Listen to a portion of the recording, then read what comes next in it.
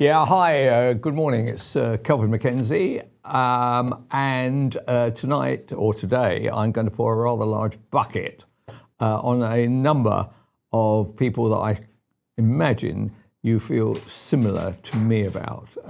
Number one, Prince Harry, who has invented the drama queen genes of his mother. And everything has to be about me, me, me, me, me.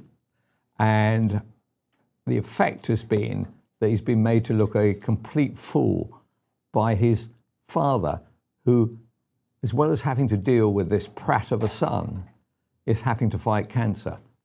How selfish is this man? What is wrong with Harry? He decides to bugger off to the West Coast, wholly in favour of it.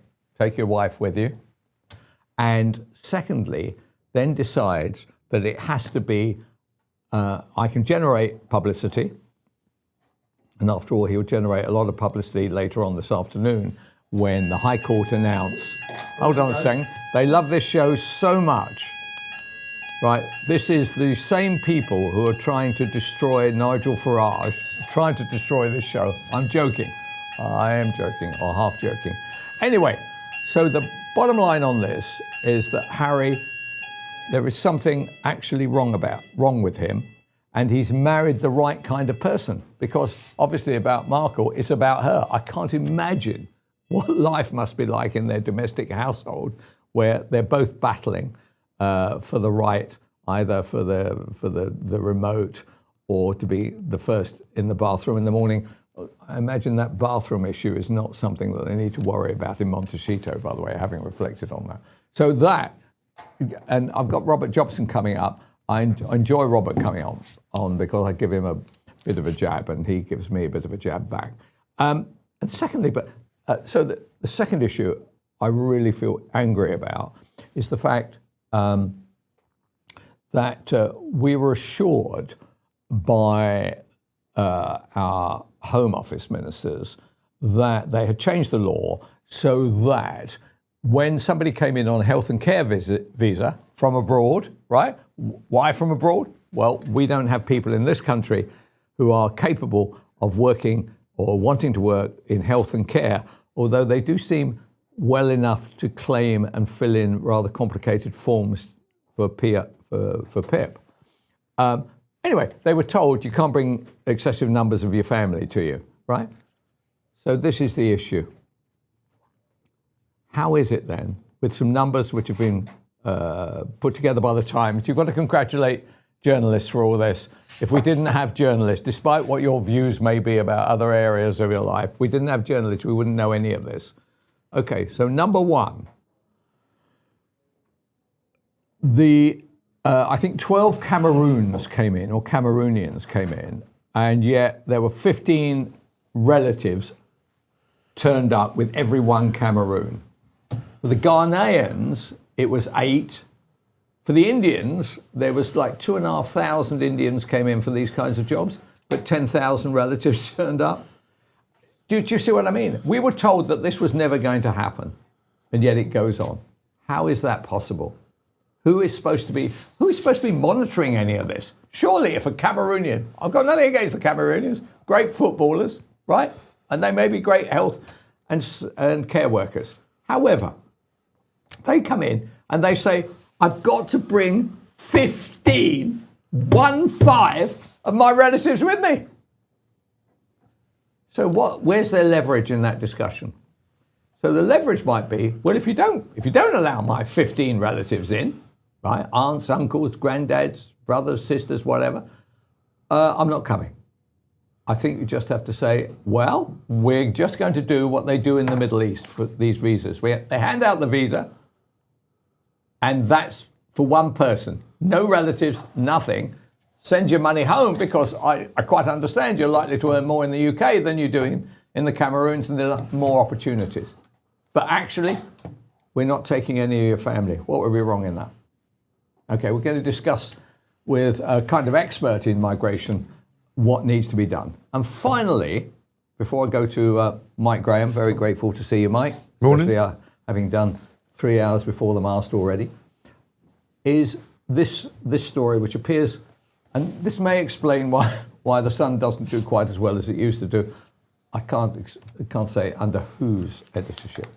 This is on page 23. So there must have been a lot happening in the world for this to appear on page 23.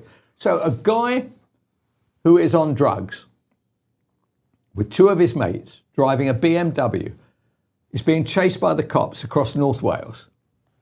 He's doing 167 miles an hour. 167. I don't know this area of North Wales at all. It's a bit too close to an area which would cause me quite a bit of problems were I to go there. Anyway, they finally get caught. He crashes the car. They run for it. They all get caught. Okay. So this is what he gets charged with. This is what keep that figure in your mind. 167. I bet if you've done 85, you feel nervous. So it's twice that. Okay. He gets done for the following. His name is, just in case you stumble across him, his name's Daniel Turnstead, and he lives in Widnes in Cheshire. He's 35. He admitted the following: dangerous driving, driving without insurance, and driving with drugs inside him. Now, what would you have thought he got for that? Go on, have a guess. Mike, have a guess. Well, under normal circumstances, you'd probably lock him up for a few years, wouldn't you? I would have thought so. I would have thought so. Dangerous individual. Yeah. Banned from driving. Yeah. So take the car, if it's his car, and pulp it, and stick him in jail for a few years. Okay, and that thing probably weighs 1.5 ton or something like that. Okay, there's probably an expert on there who knows how much this BMW weighs. Anyway, the answer to this, grip your buttocks on this one. He was sentenced to 8 months jail, wait for it, suspended for 12 months with a 3-year driving ban. Why only 3 years? Why only 8 months suspended? Where is the explanation for that? That man could have crashed into anybody and would have killed many, many people. Possibly, unfortunately, not himself. How does he only get an 8 months suspended for something as serious as that? I read a story, I hope to get the victim on, a lady who was abused when she was a kid and now discovers that this beast is being let out under an early release scheme. What's happening to our system? She's petrified. She's petrified, right? And she also thinks it's quite wrong. You can drive at 167, dangerous driving, drug driving, no insurance, right? So if it wipes you out, wipes out other people, actually no money changes hands afterwards. How can all this be happening under our judicial system? Who is our Justice Minister? Who's our Justice Minister, Mike? Isn't it that David Lammy bloke? Oh, right. And how do you think he's going to do in the... Well, he was busy yesterday, though. Oh, was he? What was he up to? He was celebrating Windrush Day. Was he? Yeah. Yeah, he had a big speech at Downing Street in the garden. We didn't play it out, actually, because I thought, this is nowhere good, this is going to go anywhere good, so I didn't play it. But, he's invited all the Windrush generation into Downing Street. Well, all of them? Pretty much, yeah. I mean, there's hordes of them. And all welcomed with open arms. They've created great things in this country, fantastic. They all came here against all the odds, and they fought for freedom, and they were treated by racists, and they were shunned, and all the rest of it. Did they say that? He said that. Oh, he said that. They all look pretty happy to me, to be honest. So he spent yesterday on Windrush Day. Windrush Day. All right. Now, has he said anything about this guy doing 167 dangerous driving, no insurance? He probably doesn't know anything about it, does he? And probably, if you raised it with him, he'd say, "Well, I'm not going to deal with that. I'm going to deal with Windrush Day." Windrush Day. Although, if he said, you might say, "Is he white?" In which case, you lock him up, give him a longer sentence. Surely we must appeal this. For heaven's sake. Exactly. You're quite right. Yeah, this is clearly a white guy who appears to have escaped the justice which he should have deserved. Which he should have got just for being white. How about, you talk about Windrush Day. Yeah. He actually comes from Widnes, so it's Widnes Rush Day. Widnes Rush Day. Out of the what do you call it? Where you appear in court.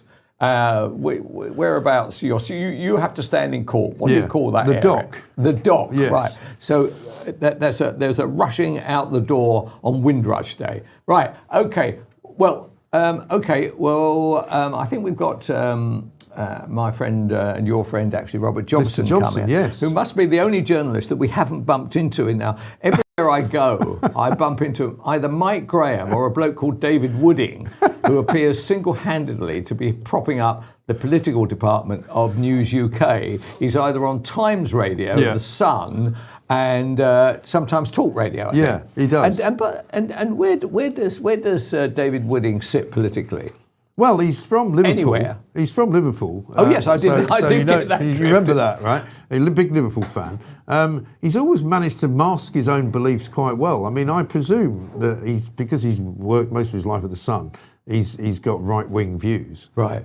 But if he hasn't got right-wing views, I don't know. I've never heard them. I've never heard him espouse any kind of particularly left-wing views. No, okay. Well, I suppose there's a difference between. between. Why he moved out of Liverpool. Well, they have no. I don't think they have in the Liverpool area, the Greater Liverpool area. I don't think there is one council, one MP, or one political representative who is anything but Labour. Yeah. So it's kind of a huge kind of area which is unaffected by the normal discussions about Although finance. I suppose Sarah Poachin's in Runcorn, which is not a million miles away. Correct.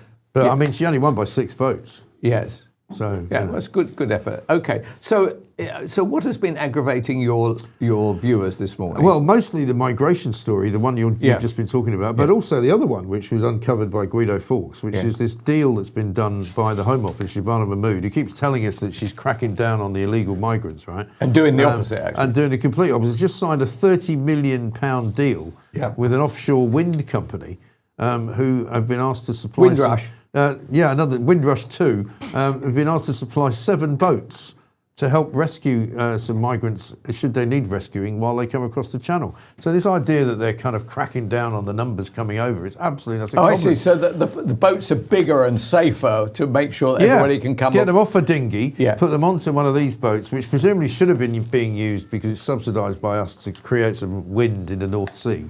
But there's nothing much going on there, so they've decided to sublet the boats to the migrant business, where there's an absolute fortune to be made. Right, so that is the game. This is why we're wrong to do this kind of job, right? This pays absolutely sweet FA. Yeah. Okay, I can tell you that. I was working out the maths of this the other day, and it would be easier if I started sending each of my viewers a £20 note. So if you'd like to actually email me your address, it would just be easier. Actually, Revolut have quite a good system here. I'm not even being paid to say that. Actually, that's a good point. Yeah. Can we contact the sales department of UK Live? Yeah. The advertising area. Absolutely. I don't know them too well. Yeah. I have yet to meet the sales director. But if we'd like to reach out to Revolut, because I'm a massive, massive fan of Revolut. Yeah. Okay? And to be honest, with a bit more money, I could be an even bigger fan of Revolut. Anyway, Mike, it's very kind of you. I know you've got other. Mike, he never stops working, but the other thing he does, he never stops drinking. So I was at a do on Sunday. I was only there briefly. I had to go somewhere, right? And do you know what? The great thing about Mike is that he talks the same rubbish when pissed as he does when sober. and anyway, he was chatting away to somebody from Reform who was saying that despite giving, I'm not even going to identify them, but despite giving a thought process to Nigel Farage, he or she never pays any attention to it. Right. And I think one of the issues that Farage will face is that the club that surrounds Farage is all into crypto and this and that and the other, and that unless you're into crypto and its benefits of crypto, you're not likely to get preferment with Farage in Reform. I think it's a problem. Look, no for Reform is a total political disaster for our country. There is nobody out there talking for us. So, and the migration issues will continue at a massive area. We need Nigel Farage, or we need somebody who can attract as big an audience as Nigel Farage. It will be a catastrophe for this, for actually 24% of the country right now, likely to rise to 30% if it didn't happen. Anyway, thank you very much indeed, Mike. Good Thanks for your trouble, and give Mike tomorrow morning at 7 a.m. and perhaps probably it's the 3 hours that I know Mike doesn't drink. Is this fruit actually real? It is real fruit. Because it's not doing anything. Coming on now, we've got Mr. Jobson, Robert Jobson, the royal guy. He writes extensively on this issue, known him for donkey's years. And we're going to talk about Prince Harry. Is Robert around? Yes. Okay, Robert, Kelvin. how are you? How are you, Robert? Can you hear me? I'm very good. I'm in France, Kelvin. I'm afraid we've got the mic issue at the moment. Yeah, that's what I thought. I don't know what's going on with this mic. Okay. Can you hear me? Okay, hi. Yeah, we'll go to the news. Let's have a quick news break. I'm Edward Hughes. Prince Harry kicks off his charity visit amid fresh palace drama.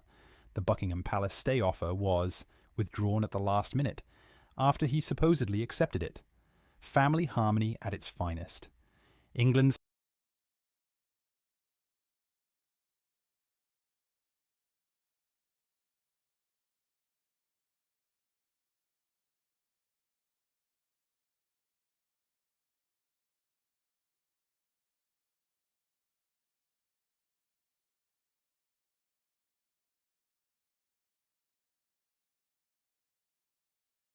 Welcome back. I've got Rob Jobson on the line now. I want to talk. Morning, Rob. Can you hear me, Kelvin? Yeah, I can. There's been an issue with the Yeah, sound, I I can hear. think. Yeah, I can hear you. How are you, man? Yeah, I'm okay. I'm in France at the moment. Very good. Very good. Okay, jolly good. So let's talk about Harry. Honestly, the drama queen DNA runs right from his mother straight into him. It always has to be about him. I am so pleased that his father, despite fighting cancer, despite wanting a quiet life, I have a friend of mine, you know him as well, who has cancer, and he says to me, I don't like meeting people or getting involved in things which I think are actually going to be unhelpful to my battle against cancer. God knows how King Charles feels about watching this errant son actually trying in some rather odd way to move him up and down like a puppet. And I was beyond delighted that his father stood ramrod up and said, do you know what? You're too late, son. Tell me, your experience, what is wrong with this guy? Why can't he just suck it up and get on with his life? He doesn't even live here. His family don't live here. Everything has to be a drama. Well, if you read Spare, Kelvin, which is a painful experience if you want to read it, but if you read it, it says it all, from his complete binging of cannabis to whatever. The reality is this guy is he lives in a fantasy world. He's married somebody who I think is complete. Her life has been one drama, and I do also believe this is about.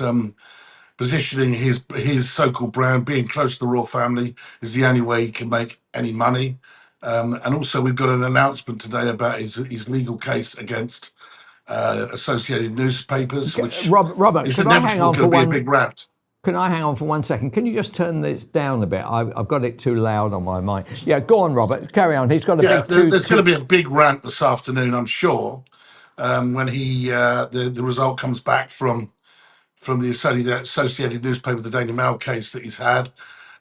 This isn't really all about charity, is it? This is all about the events that he's got this week. He could have picked, other weeks, but this, the whole point is this is all going to be a platform for him to have a big rant against the media, of which he believes killed his mother, and it's going to be a big attack. Now, is that really what they did? I think the courtiers acted quickly and rightly, saying, hang on a second, are we being played here? The idea of him leaving Buckingham Palace to head to the court, it's not great for a constitutional monarchy. It's not great when actually things between the media and the palace are actually working quite well at the moment. So I don't think the king needed to get involved in all this. I really don't. And, as you say, if you're ill, the last thing you need is drama. And the king is living with cancer. He doesn't need this drama in his life. And I think really I think Harry's been playing them all really to just get attention. He's like a man child, really, isn't he? So, yeah, look, I agree with that. But what I can't understand is, so he says, so very kindly, Charles says, why don't you stay at Buckingham Palace? I mean, I tell you what, it's becoming enormously clear that the father doesn't want to live at Buckingham Palace. Nobody wants to live there, right? It's time they just open the damn place up to the public on a big area. So why did Charles offer it to him in the first place then? I mean, he could have said, look, son, go and stay in a hotel like you did last time. Why bother me? I think because they brought the children into the whole story. And I think that he was saying, I can't bring the children, Lily and Archie, to the country because of fears over security, which, by the way, are complete nonsense. This whole business of the terrorist threats. Go and speak to people off the record in the security services. These things don't exist. There aren't these threats against him. I think that's just a load of old baloney. But the fact is the king offered them a secure palace. You can't get much more secure than Buckingham Palace. He was just trying to make it easier for him and for the children. That way he could have probably, if he needed to, arrived at Buckingham Palace and spent a little bit of time with the grandchildren. But look, it's just been turned into a circus, really. And it's embarrassing for the king. We're going through a transition in government at the moment with the prime minister on the cusp of leaving and the new one coming in.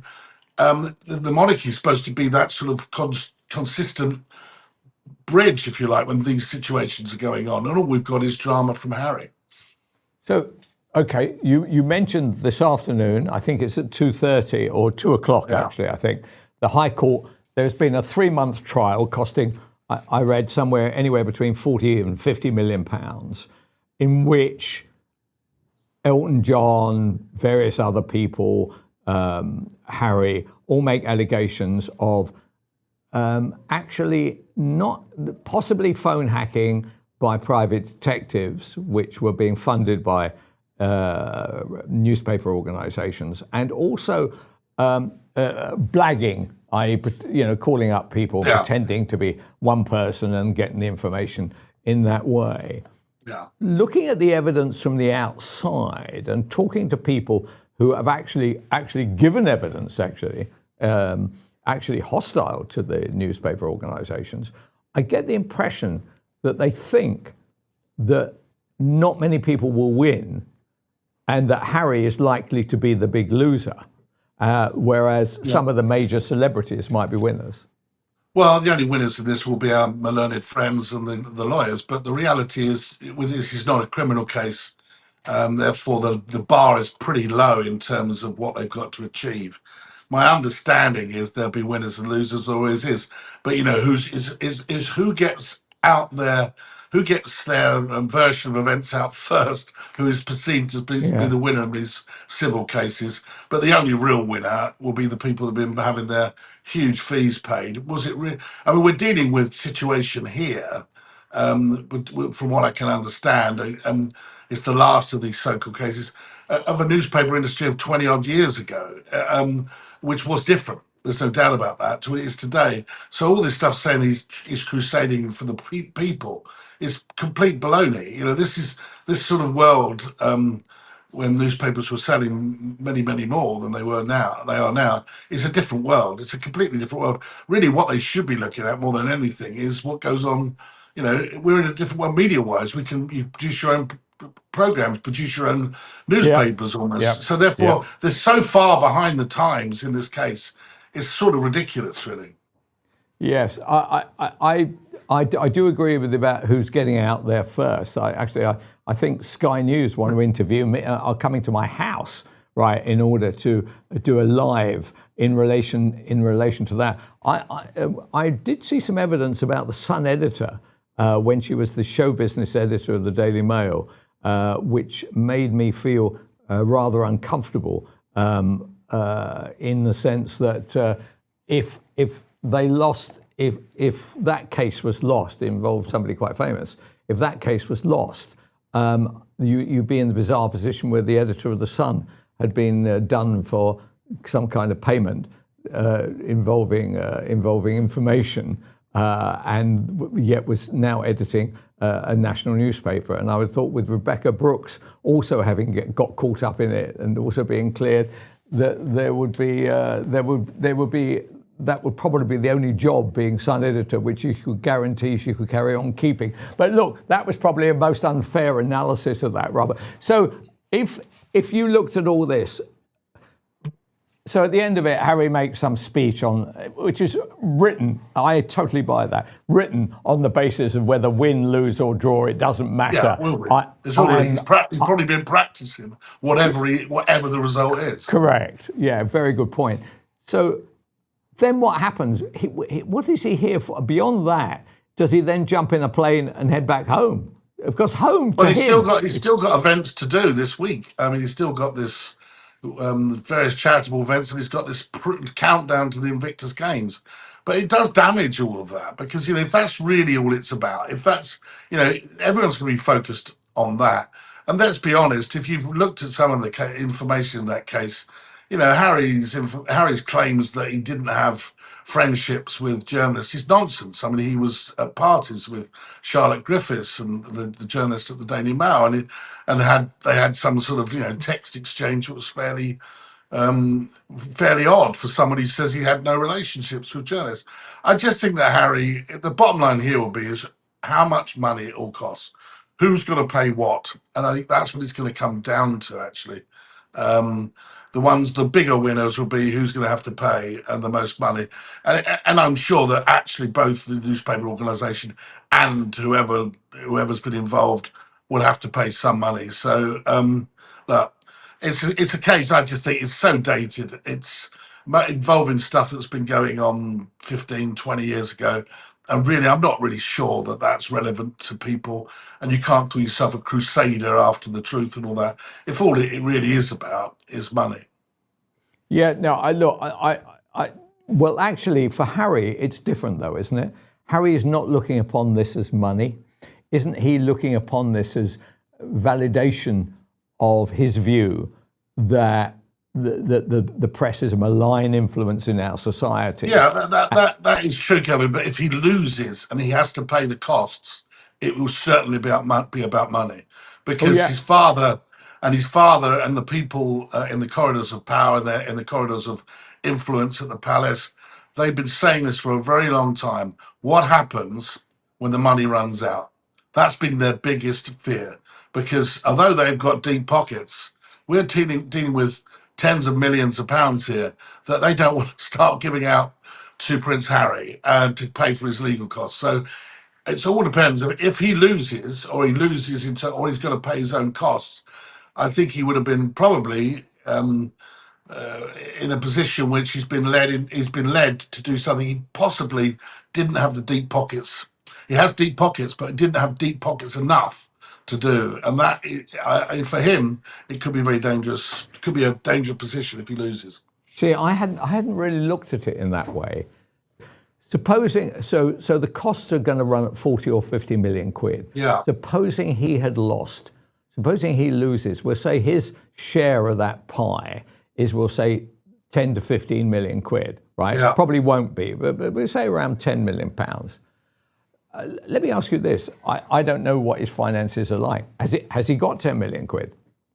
Well, we don't exactly know what his finances are like. We know that Diana left him a lot of money. We know he made money from the spare book that he wrote, and he's made, we believe, money from his Netflix deal. So he must have tens of millions of pounds. But if all of a sudden your legal bills, and we all know how expensive they are, if you're in a big organisation, like Associated Newspapers or News UK or whatever they are now, the reality is, you have pockets enough that you can pay it, but somebody's head's going to roll along the way if they lose. So the reality is, they've got deep pockets. They can pay their lawyers, and also they've got lawyers on the books. So you're dealing with lawyers, in-house lawyers. Therefore, they're being paid salaries anyway for the many, many hours that they're working. When you start dealing with the barristers, it's different, but they can do an awful lot of the work themselves.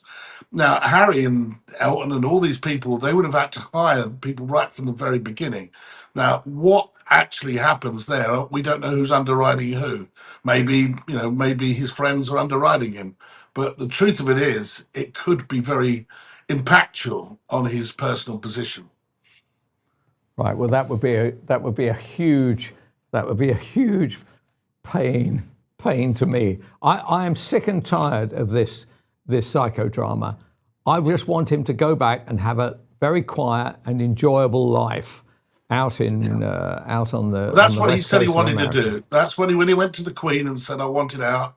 And we saw these ridiculous videos of him on his freedom flight. And he said, "I can't." And I understand, he lost his mother in tragic circumstances, and the paparazzi were involved in heightening the tension. There is no doubt about that. And the media, we all had our involvements in that. Yes, people have accepted it. But the reality is, now he is now pursuing something in a way that is maybe right, maybe wrong. I think that it's reached a sort of almost obsessive stage, and he's dealing with things that are no longer a problem in the media world.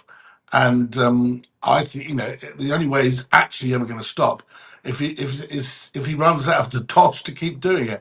Is it a personal claim to help everybody to make sure that the world is a better place? I think he's delusional if he thinks that's the case. Okay, all right. Well, thank you very much indeed, Robert. That's incisive. I'll keep my fingers crossed that he takes a shocking stuffing today and gets left with a bill of 10 to 15 million quid. And we never hear of him again, that he ended up wandering up and down the west coast of America, appearing on chat shows, hoping to make 200 quid. I fear we will continue to hear about him out, Kelvin. I fear we will. Yeah, well, you know what I feel sorry for? I actually feel sorry for his children, because they will literally they've done nothing wrong. They will be princes, princesses, whatever they are, right? I noticed they didn't want to give up any of that game. And actually, I imagine, what kind of lives are these people going to lead? Members of a, quote, royal family that doesn't exist. Anyway, that's it, Robert. Thank you very much indeed. And thanks for your time, and enjoy France. Thanks, Kelvin. Take care. Cheers. Okay, everybody. We're just going to go to the news right now. I think one of my guests has looked at me and decided that he can do without speaking with me for half an hour. But we'll find out after the break. Good morning. I'm Edward Hughes. Prince Harry kicks off his charity visit amid fresh palace drama. The Buckingham Palace stay offer was withdrawn at the last minute after he supposedly accepted it. Family harmony at its finest. England's epic World Cup win over Mexico is still buzzing, though poor Jordan Henderson might need wrist surgery from all that celebrating. We're deep in the third heat wave with scorching 30+ degrees Celsius days melting the nation, while fighter jets intercept Russian planes near our carriers because apparently Monday wasn't exciting enough. Starmer's government soldiers on with defence rows and welfare headaches. Classic Britain, football highs, royal lows, and sweat-soaked chaos. Laters, tigers. Yeah, hi there. Welcome back. Joining me now, we've had a lot of inquiries, both from the media and from viewers, wanting to know who the hell UK Live is. So I thought it appropriate that we get in the chief executive, Pooch, as he's known, and you know him possibly more as the producer of many of the shows here. A man who never sleeps, right? He is the New York City of television, and the chief executive of this business. So, and also the inspiration and actually driver of trying to make this successful. Not easy in a world like this, and therefore what you will discover is that mainly the people who come on here are looking very down at heel and are looking for a way to join reform in order to join the crypto world. Anyway, Pooch, very good to see you. Hello, Kelvin. Now, am I producing now, or am I no, here you as are a guest? So I'm going to ask you some very tricky questions. Okay, the first one is, am I getting paid? No, you're not. No, that is one of the. That is, as you well know, you set the parameters of this business. Nobody gets paid. No. That's including the presenters, right? Well, it's interesting because we wanted to start this up. Firstly, because I see a gap in the news market. There's GB News when it came out to great fanfare was amazing. It's got really good numbers. Talk, I've always listened to Talk. They've been pretty good. But I didn't see there was anything independent in the space. People were being curtailed. They couldn't say what they really felt. I saw that especially during the Brexit aftermath, when everyone was being shut down. And, you know, for example, I'd go to a party, the wife would say to me, oh, the wife, sorry, my daughter's producing. She just told me off. Sorry, Joe. See, this is a family affair, this, right? We're a bit like an Italian restaurant, to be honest. But I wasn't allowed to say that I voted for Brexit because it would cause some kind of controversy. Where was that you were not Any allowed? party I went to, just like a dinner party, right. because you know it was such a big hoo-ha, and then during lockdown and COVID, I didn't get vaccinated. I didn't lock down for 1 second. Right. I went Good out. for you. I went to the protests. Good for you. I was on yesterday. I got arrested at one of the protests. I got arrested for not wearing a mask as well, which was absolutely ludicrous. Anyway, so there's me in the background as, yes, I've been in the media a lot. I work as a music promoter as well. Right. But I didn't see anybody saying what I thought. And I'm not talking about right-wing extremist views. I'm just talking about the kind of stuff that you and I would talk about in a pub or over a meal. And I didn't see that. And anytime someone did have a certain view, be it left or right, you would have to have someone from the other side on to kind of counterbalance it. Yeah. So this kind of dovetailed with Mike and his problems at Talk TV. Mike, as we know, parted ways with Talk TV, gave me a call. We started producing little shows in my dining room at home. Yeah. And then we realised that there's a market there. Mike's show was just doing amazingly. I mean, it is by far and away the biggest show, breakfast show in the UK on YouTube. Yeah, but I mean, see, that's a good point. Explain that you can only get this on YouTube. So actually, you're basically, Mike's show is already number one. Yeah. By a mile. As a lot, that's the number of live views that it receives on YouTube makes it number one. It makes it number one, but also it's the number of views from. So how this works is that Mike will do a show, a 3-hour show. Yeah. Viewers at home might not know. Then the producers clip it up, we say. So the first interview will go as a clip. Anything great will go out as a clip, and these are kind of staggered and released during the day. So they will count towards Mike's views. So Mike will, on a good day, get 200,000 views, which is more than the BBC gets, more than Sky gets.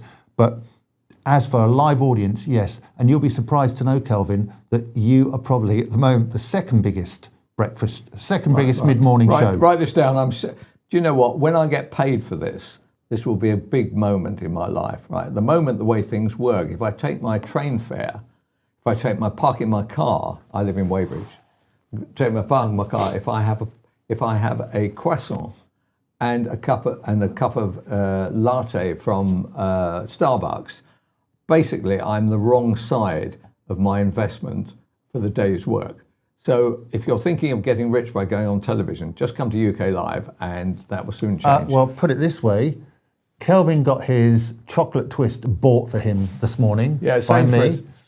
And he got his posh coffee bought for him by me there. Right. So we're not doing too badly. No, yeah, go on, carry on. But anyway, but remember, this is early days. This is just the beginning of it all. So, I mean, I don't know, we have a kind of soft announcement, but Kelvin is a shareholder in the company. I mean, when you start any business up, it's very difficult to do everything on your own. You need people to help you, and you need enthusiasm. You do. And you need people who believe. Yeah, and very early on you believed, Kelvin, which is great. Yeah. And Mike believes, and we have another wonderful shareholder, and we've got a great team here. Yeah. And this is fun. I mean, one of our aims is to make the news space not only interesting and informative, but fun. Yeah. It's got to be interesting. Look at Mike's show. It's a laugh. The other day he was talking about tinned fish. Next day, Shakespearean quotes. You know, our audience are very, very funny. They put some great comments up there. Yeah. So I think there's a big space in the market for this. Okay. Look, I totally buy that. The world's changing. Yeah. The world is changing. So, and it's very interesting.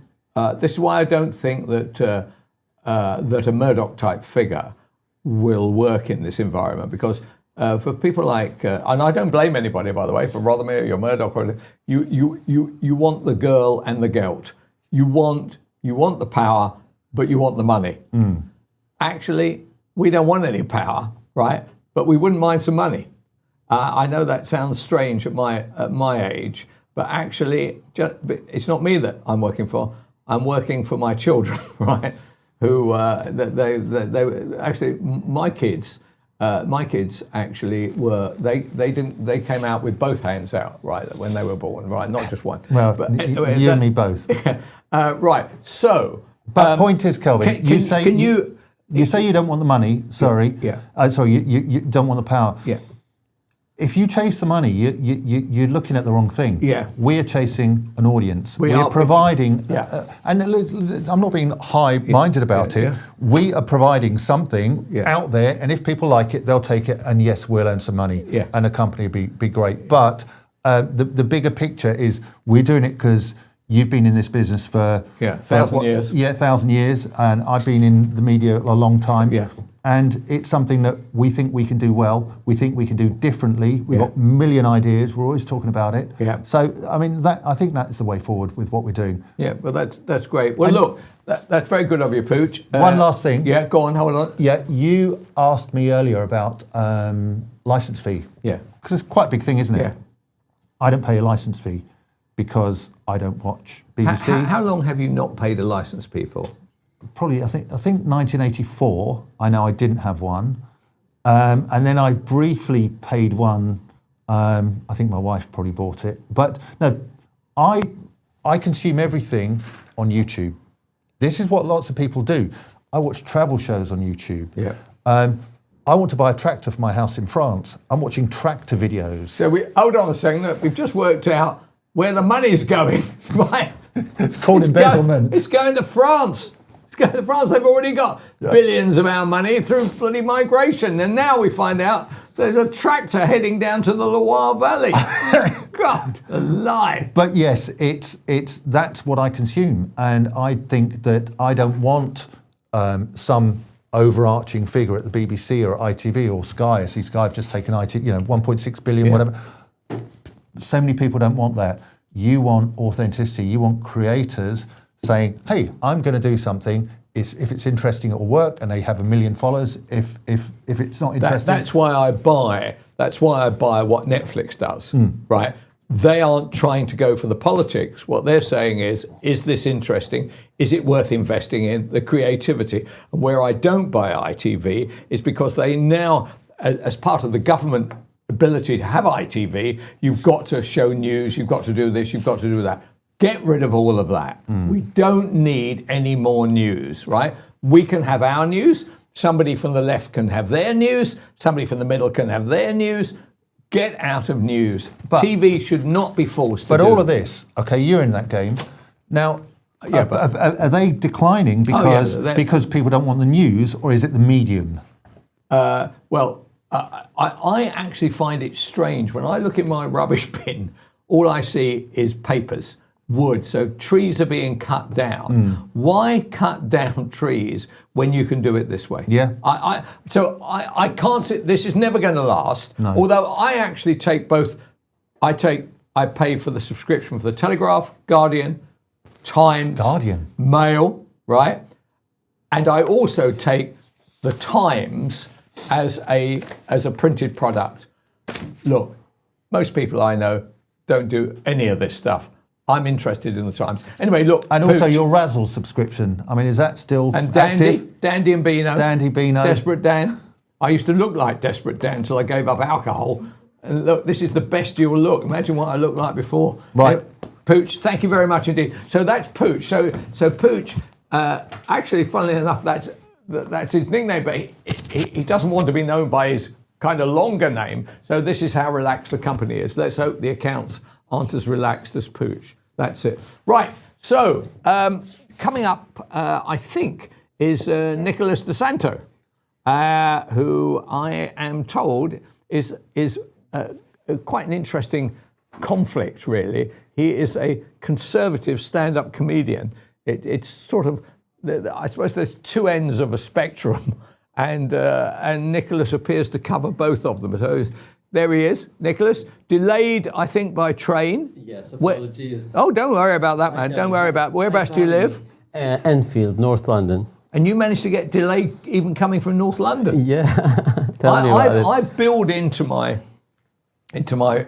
work, whatever it is, whether it's commercial or it's this kind of stuff, about 2 hours a day if it's associated with it. It is absolutely ridiculous.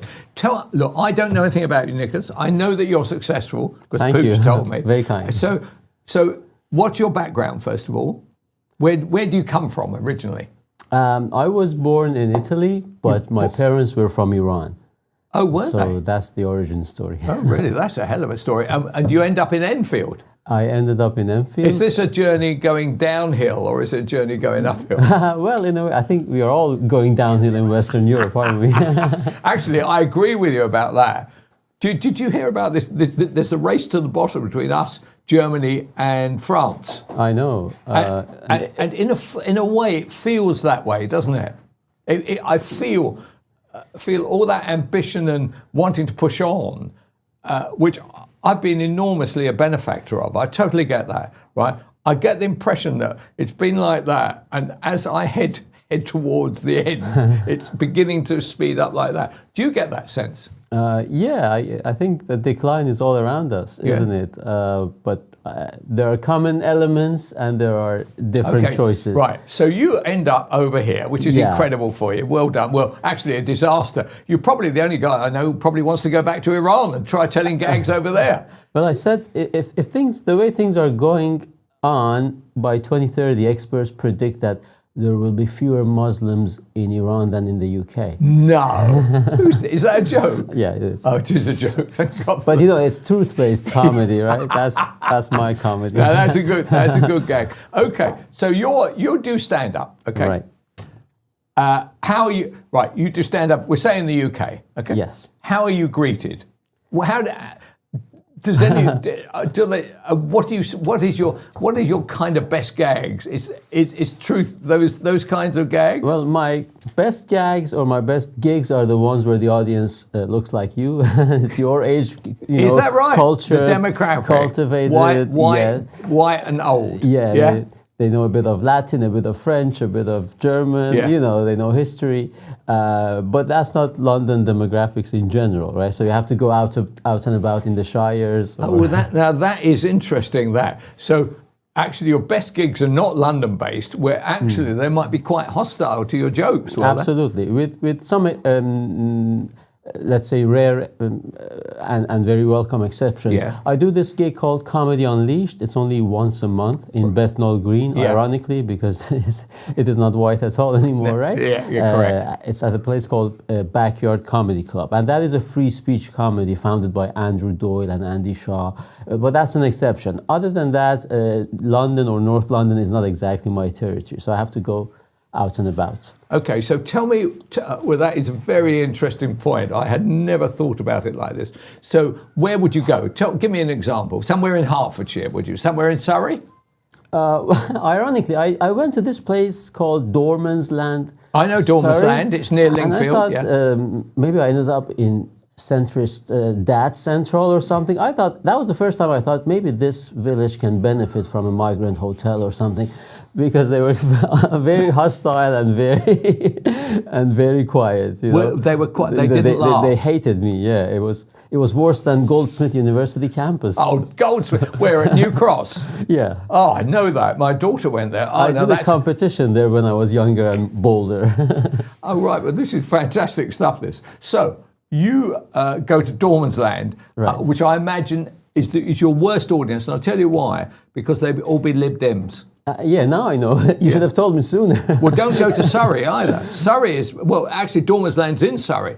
Surrey at the last election actually strangely shoved all the reformers out. It was very odd. I didn't really understand. Wait until their houses are all being converted into... Migrant Street or... Yeah, right. So, okay, you're doing a stand-up somewhere. Whereabouts are you? In Warwickshire. Okay. Okay, you're in Warwickshire.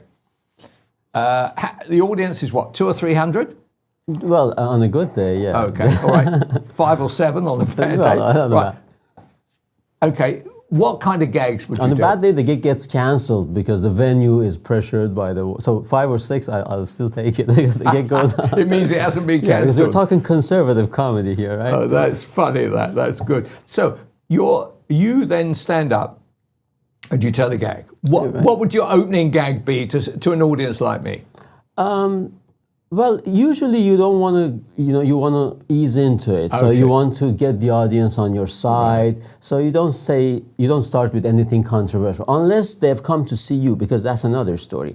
Am I selling tickets for a gig where I'm on the flyer as the headliner or as the only act? Or is it a random bunch of people with a random lineup of comedians and they have no idea who I am? Oh, I see what you mean. So if you're part of a comedy night, that's one thing.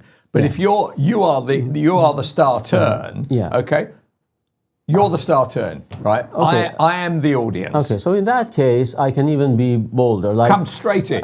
So I come and say, hello, good to see you. I did this joke in Israel. Right. I said, it's great to be here in, Warwickshire or Tel Aviv or Leicester. My wife is Austrian and vegetarian, so it's good to be anywhere but home. And then I go on and say, Austrian and vegetarian, there have only been 2 vegetarians in the entire history of Austria, and I'm stuck with the evil one. And I did that joke in Israel 8 times, and they loved it. Right. Okay. But in Goldsmith University, they will hate it for sure. Right. Well, this is the problem. I wonder if you're at Goldsmith, okay, what you laugh at. What actually is there for you to? What is there in your world that makes you laugh? I suppose the only thing that makes you laugh is, has Donald Trump had a heart attack? Oh, do you know what? It will be those kind. He has funny hair, or he has small hands. Yeah. His wife is a gold digger. The usual. Which maybe at the beginning they were funny, or they were told in a funny way, but even that wears off after some time. Okay, when you're in Israel, right? I love Israel. Right? What kind of gag always goes down well there? Any gag associated with Iran, I presume? Yeah. Well, I did a lot of gags about Iran, about Trump. How do they view Trump in Israel? Are they on side with him or off side? They must accept that actually, thanks be to Trump, at least there is an umbrella anyway, even if there isn't always active support. Trump has been very good to Israel. Moving the embassy to Jerusalem was a big move, just as an example. But right now, I believe, and I think many Israelis believe, he's gone too soft or too distracted with the Iranians, right? So this was one of the jokes I said, because I also hold an Iranian passport, it wasn't easy to get into Israel. So I said, I was a bit worried about the border security at Ben Gurion Airport. But they were very nice and kind. In fact, border police told me, look, sir, we have looked into the content of Donald Trump's imminent deal with Iran, and turns out this week you are not the biggest threat against Israel's security. Right? And I got a big laugh because they were not too happy about it either. Yeah, correct. So if for instance, there was a new president of the United States who was less inclined to offer an umbrella to Israel, can Israel survive a non member of the US club? I mean, it's a serious problem, isn't it? It is. I mean, I'm not saying that they would be destroyed. All I'm asking is, the fear within Israel must be larger than it has been for the last 30, 40 years. I guess. I mean, I don't have the titles to speak as an expert. I do have a degree in international security, but my impression is that Israel does know that, because Trump is the best they can get. And even Trump can sometimes be a bit shaky. That's why Prime Minister Netanyahu has repeatedly said that Israel wants to go its own way. They want to reduce their dependency on American aid, and they also, in terms of manufacturing, they don't want to be just the buyers of U.S. weaponry. They want to have they want to partnerships. Learn from Ukraine. Learn from Absolutely. Ukraine. Ukraine suddenly hasn't got this, that, and the other. So what do? They start making their own stuff. And now they've got very advanced drones, which are causing a hell of a problem to Putin, which is fantastic. I love the fact that they are a quarter of the size in terms of population of Russia. And Russia we're all this and we're all that. Actually, Russia, did you see that their economy is smaller than the size of Texas now? Mm-hmm. They are nothing. What they are is a big landmass run by a bloody dictator who wants to impose himself on the whole of Europe. And actually, it would do us a lot of good if we said goodbye to Trump and we took that position that you're talking about Israel is heading towards and said we have to look after ourselves. And that means, by the way, taking our defence budget up to 5% or just expect Putin to be wandering up the A-bloody-2 is the truth about the matter. So on your thing, do you find it difficult to find gigs? I mean, is your phone, have you got an agent? No, I haven't got, well, I have kind of an agent. They're called Catholic Speakers Organization in America, but that's only for speaking or comedy, which is related to the Catholic community. But they are not my global agent. Okay, fine. So is it difficult in the UK to find places that will listen to your gags? Absolutely, yes. Is that right? And it's not just me. Other comics, friends of mine, have had gigs cancelled all over the place. Ironically, where I do gigs with Comedy Unleashed, again, as I said, they were doing a gig for Graham Linehan following the backlash as part of or during the Edinburgh Fringe Festival, and that was cancelled. And a few months ago, my friend Luke MacDonald and I were going to do a gig in Birmingham, and the gig was cancelled. They said, "Oh, this is against we found out that your comedy is against the values of the venue and the staff." And I didn't know the building had values or the staff wanted to. The staff are turning up. They're only turning up there because they can't get work anywhere else. Most of them, pulling a pint for a living. It's not MSc stuff, is it? I mean, come on, get real. They've just decided that the only reason they're turning up to these places is because they get with their PIP top up, which I see is £194 a week. By the way, I'd be depressed. You want me to be depressed? I want to have anxiety. £194 a week. Where do I sign? It's absolutely disgraceful. But so for you, does this happen occasionally or does it happen regularly? It's quite regular. I mean, sometimes, I've tried to look more into the US or other places where I'm liked, like Israel. I was in Florida, in Boston last year. Oh, good. I was in Israel. I did a gig in Zurich, Switzerland, in Berlin.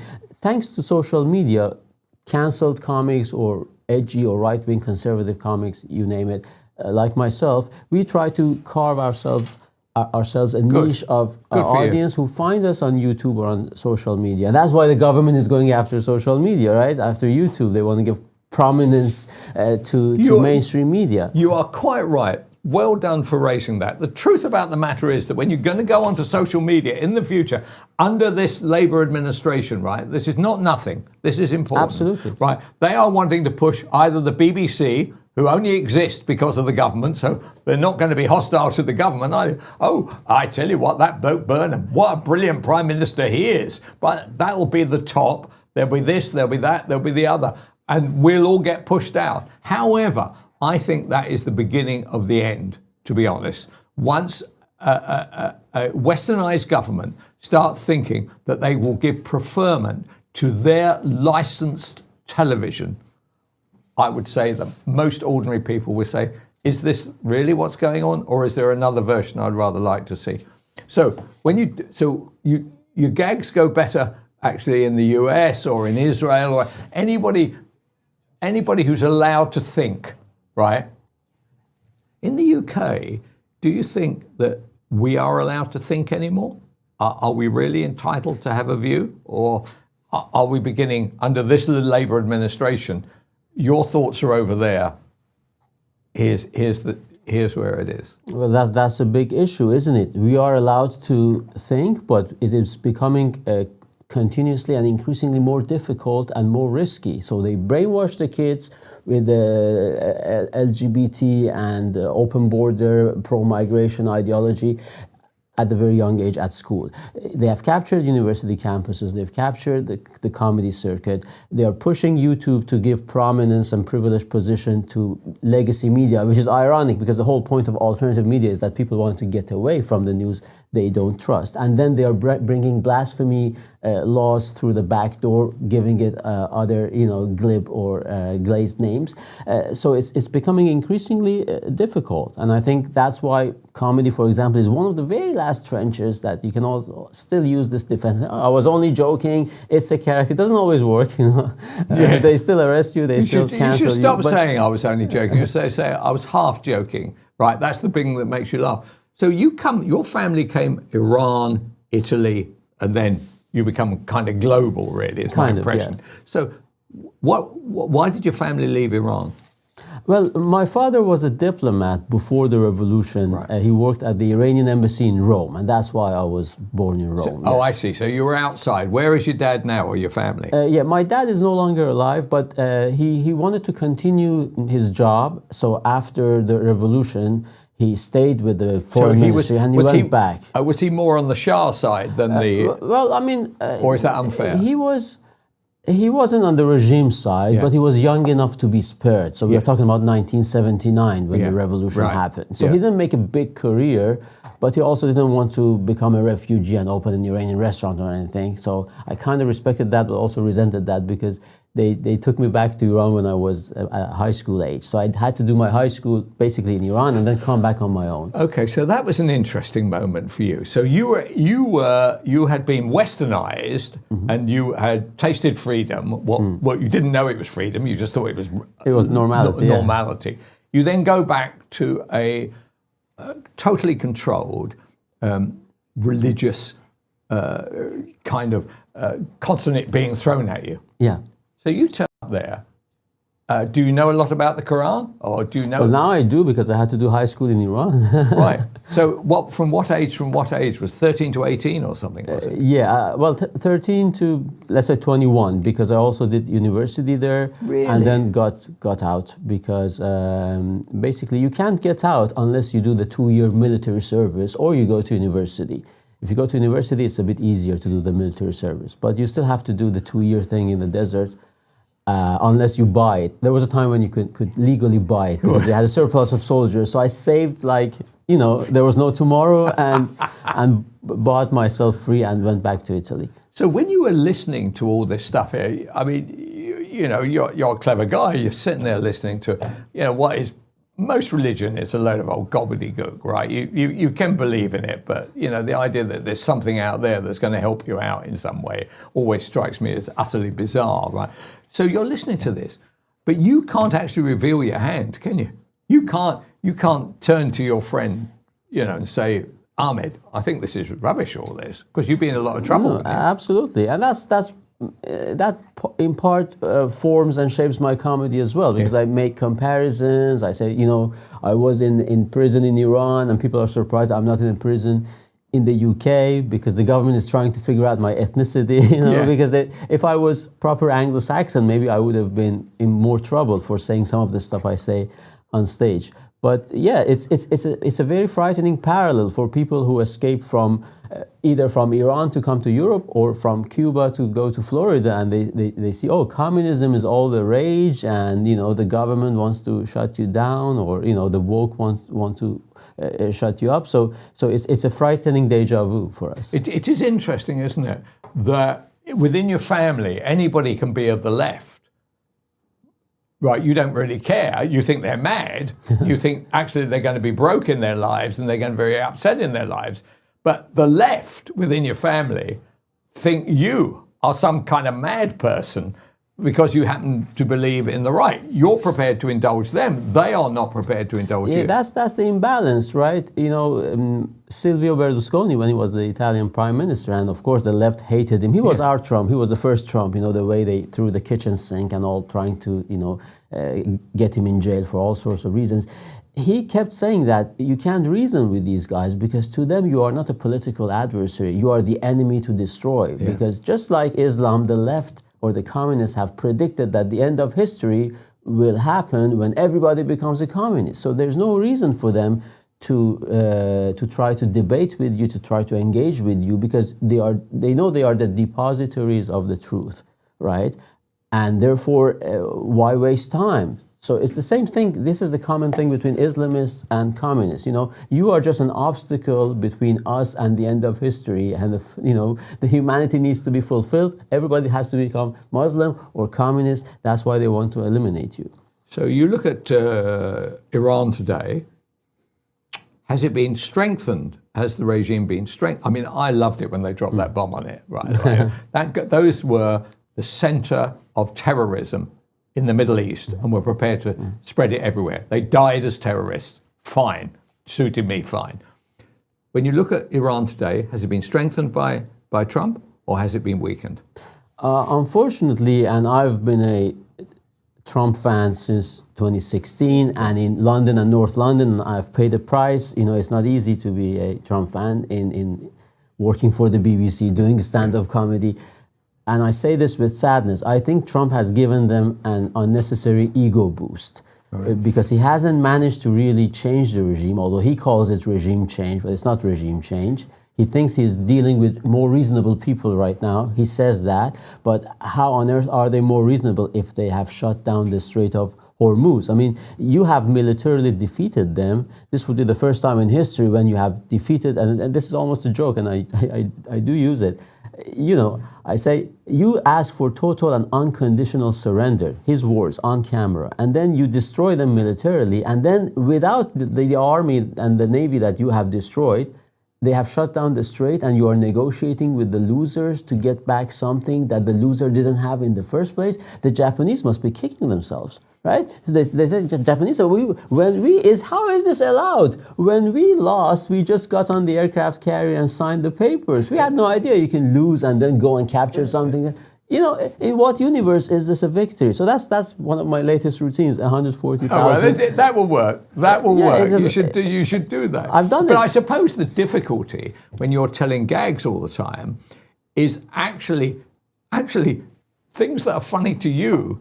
You end up in Dormer's land, right? Exactly. Which actually, who would want to live in a place called Dormer's land, right? I mean, I've been through it. You drive through Dormer's land at a fair lick. The only reason I go through it is because I'm on the way to Lingfield Racetrack to go and gamble and get spieling a bit. So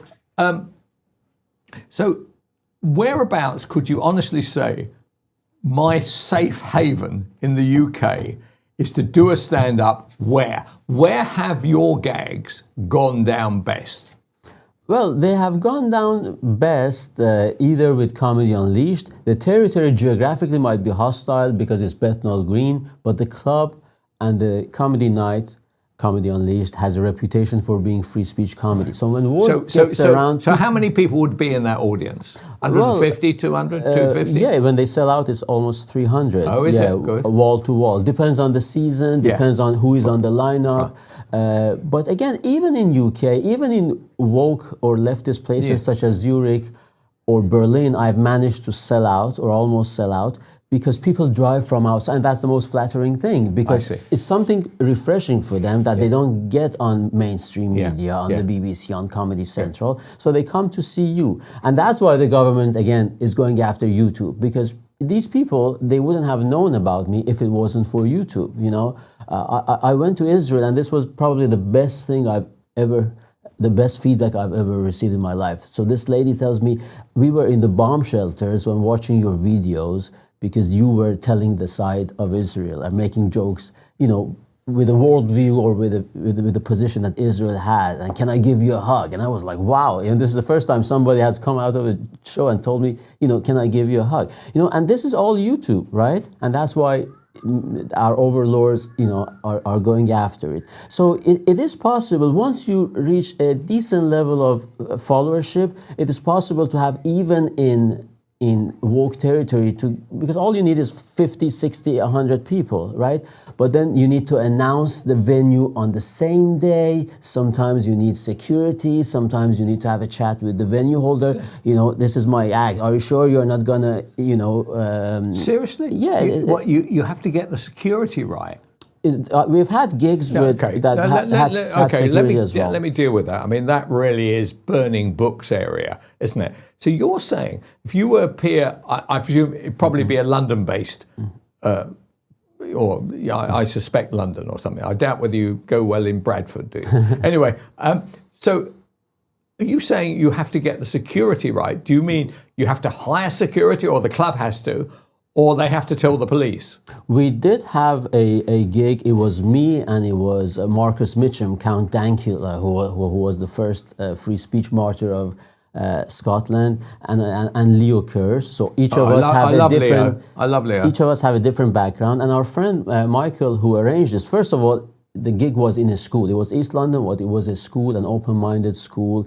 It wasn't we have to go off the beaten track because comedy clubs are more susceptible to pressure from woke comedians who would say, oh, if you host these guys, we're going to boycott you, we're not going to do any business with you. So we go to, and in America the same, we go to Shriners, Rotary Club,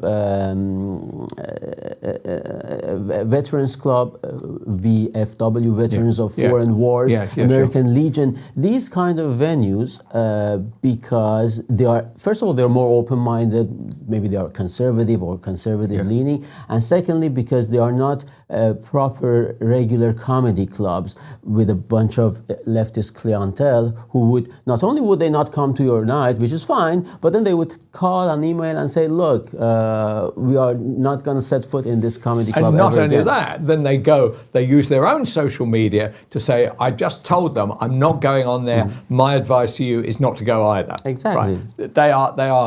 No, I've got to go, man, because Kelvin, really quickly. Yeah. Can you put those on? Listen to one of Kelvin's jokes. We got one of your jokes. which one? It's a very old gag. This, which is one? It's not that Kay Burley gag. Right, get the headphones on. Sorry about this. This is. I don't know why I told this joke. I have no idea. I'm curious now. Go on then. How are we going on? So this came. We kind of had a I don't know whether I can tell this joke. Kay Burley told me this joke, right? He said, what? By the way, this is likely to clear. If we had a license, this will be the end of this. The end of this station. So what's the similarity between lobster thermidor and a blowjob? And the answer is you don't get either of them at home. Okay, so Who told you that? I'm not going around to Kay Burley's house again then. So yeah, you won't be getting. You won't be. So there we are. That. It was good. Do you know what? You should take that gag. So that gag is 30 years old anyway. Okay, you could comedy. You could polish that up, right? Actually, you don't need to polish it up very much. You could start with that. Why don't you just come straight? No, why don't you test the audience out and come straight out and say, look, I've just got a quick question. Do you know what the link is between lobster thermidor and a blowjob? And actually, they go, no idea. You tell that joke, they all start laughing. They then think you're going to tell a load of filthy jokes. I would then, if they were laughing, I'd tell a load of filthy jokes. You don't hear filthy jokes anymore. You don't hear jokes about sex. You don't hear. I mean, the whole battle in most marital households is in some way about sex. Either the husband probably wants too much sex. The wife wants either no sex or very little sex. They only want sex to have children. And actually, she said, 2 kids. That's the end of it. Thanks very much. No, I'm joking. Or the other way around. And the way around in this world here, rampant female wants to be making love 28,000 times a day. Poor little husband there, sweeping outside Asda for a living. He doesn't want to do it at all. Every time he has a hard on, he passes out. You know, why don't you just tell filthy jokes? You get more laughs. I do sometimes do dirty. I'm not very dirty. No, but heading out that way. I'm represented by the Catholic Speakers Organization. Oh, that would be funny, wouldn't it? Immediately, go to the Irish Veterans Association with a lot of very grumpy wives out there. Oh, that would be funny. End up being banned from that. That would be. Eventually, you end up being broke. He said, "Well, I took advice from Kelvin. What happened? I'm like his." I'll give you feedback next time I'm invited. Okay, all right. Well, very good to see you, man. Likewise, and, thanks for having me. And good luck with everything. Very sorry to hear that you got what sounds like 8 years of Islam being rammed down your throat. I'm back. I'm immunized now. Actually, you should start wearing a mask. That's the reason they wear masks. It's part of the COVID Islam. When you see, I'm puzzled. I live in a suburban town in Surrey called Weybridge, and I am puzzled to see. We've taken in some people from other places, and to see them walking down what is a white suburban high street, and they're wearing the full kit, the burqa and everything. I just wonder what they make of it all. I wonder, you come from Afghanistan, you're walking down Weybridge High Street.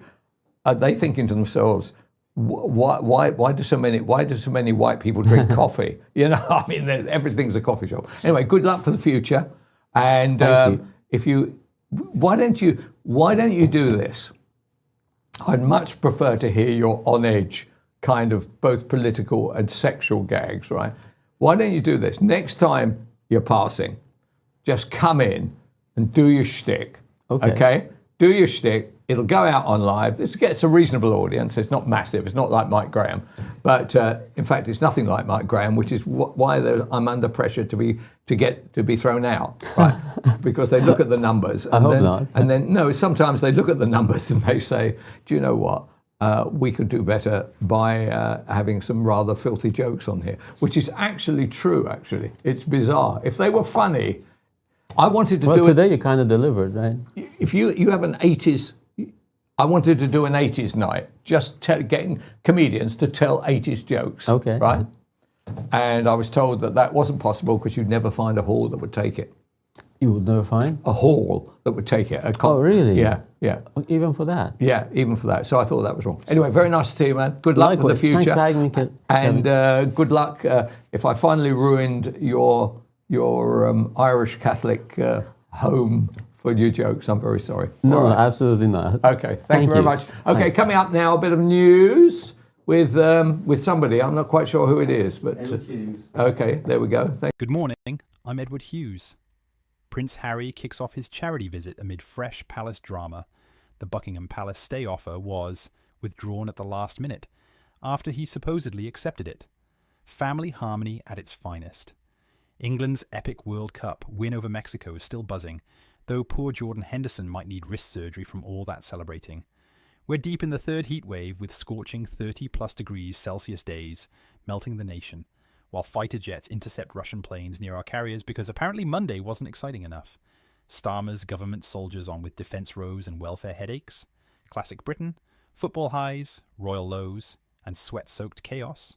Laters, Tigers. You're back. Hi there, Kelvin MacKenzie. I'm just seeing some here saying, Klopp this is in the Telegraph, Klopp leads backlash as Infantino faces calls to resign. He's angry after Trump admits lobbying. Led a furious look, Jurgen Klopp was a great manager of Liverpool, I don't doubt that. I'm 101% in favour of Trump joining in. For instance, supposing Bellingham had got sent off, would Starmer have called Infantino? I hope he would. No Bellingham, no Kane, no some big star, no hope, right? I would expect our government, they do most things wrong. They want to tax the hell out of you. They want to withdraw your natural freedoms. They want to push the BBC on YouTube. For God's sake, it's been around for 1,000 years. You'd have thought if people wanted the damn stuff, they could take it anyway without having it rammed down their throat by that idiot Nandy. Right? I would think my Prime Minister will be doing us a favour. Suppose he made the call to Infantino. Infantino said, yeah, that's fine, mate. Leave this to me. I don't believe that actually Trump's call would have made any difference. After all, the guy actually should never have been sent off anyway, and they have the option to do whatever they like. Actually, Trump calling up would actually have been a problem because now you get it played out in this way. And now you get people like Klopp joining in. Okay, saying how disgraceful it is. What's it got to do with it? Germany couldn't even stay in the World Cup, even with 11 people on the pitch. No, I am totally hostile to all this. Right, now coming up now is somebody rather more, actually, we're quite late. Is Henry Harris still around? Yes. Oh yeah, must have Henry on. This is bloody interesting. The whole of our The whole of what's going to happen over the next 40 years doesn't apply to me. Looking at Henry, it looks as though it might apply to him, right?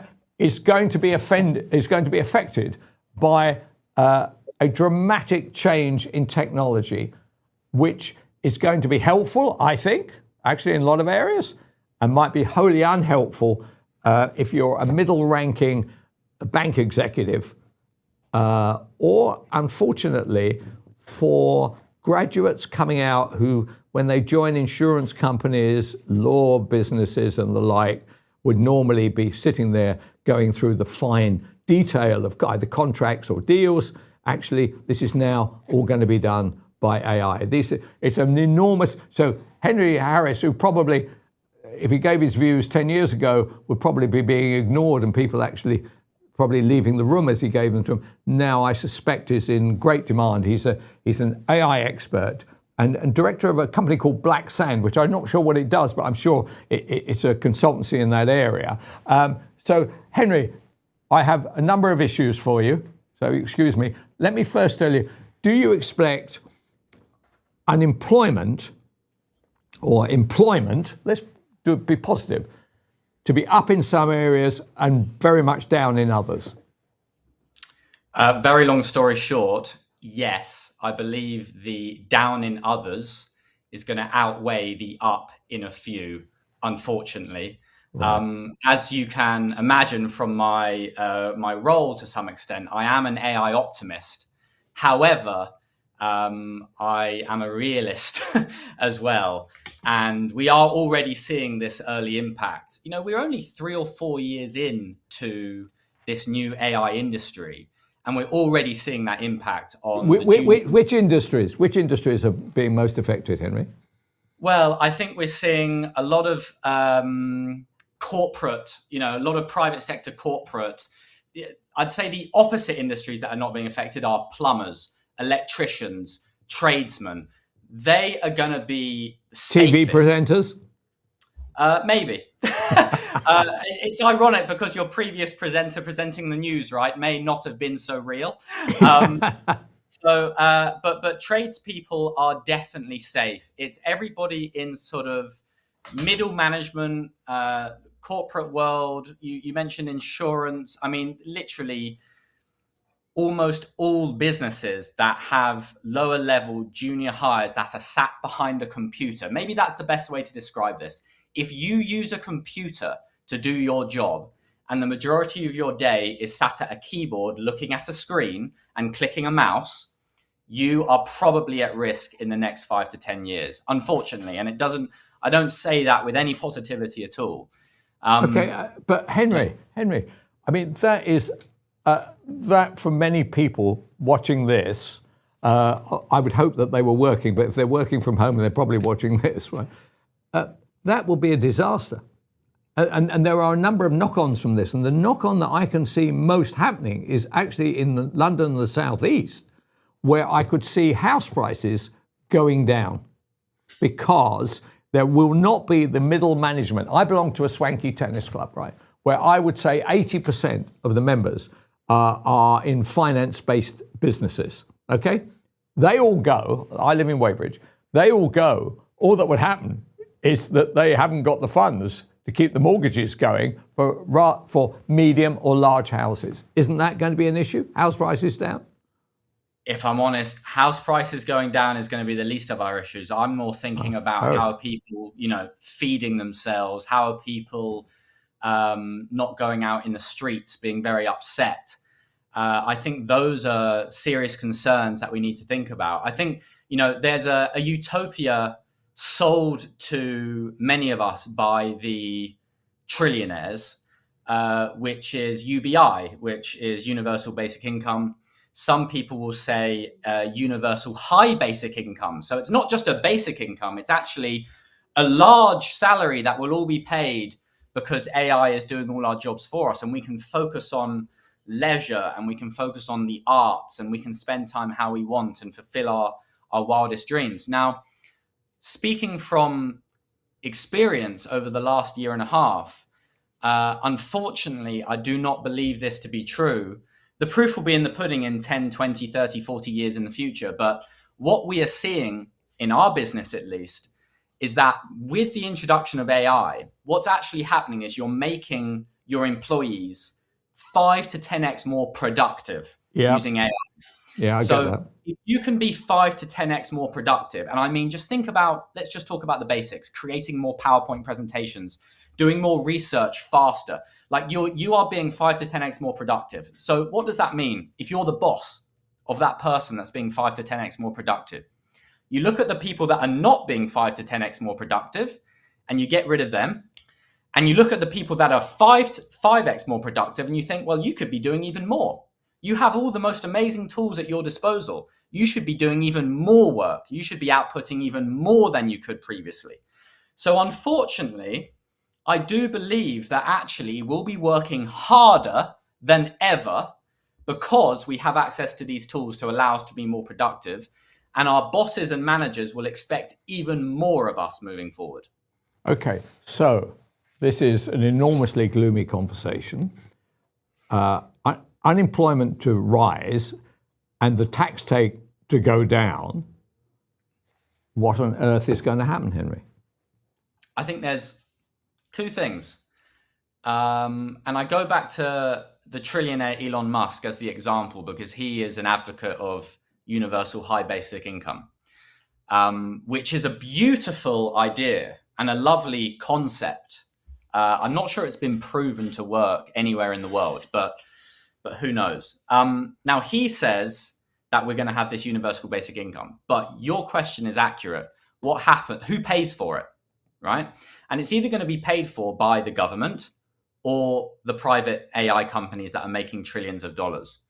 So then that suggests to me these AI companies are either going to be willing to be taxed a large amount because then that's how the government gets their money, or they're going to donate parts of their profits and revenues to pay universal basic income.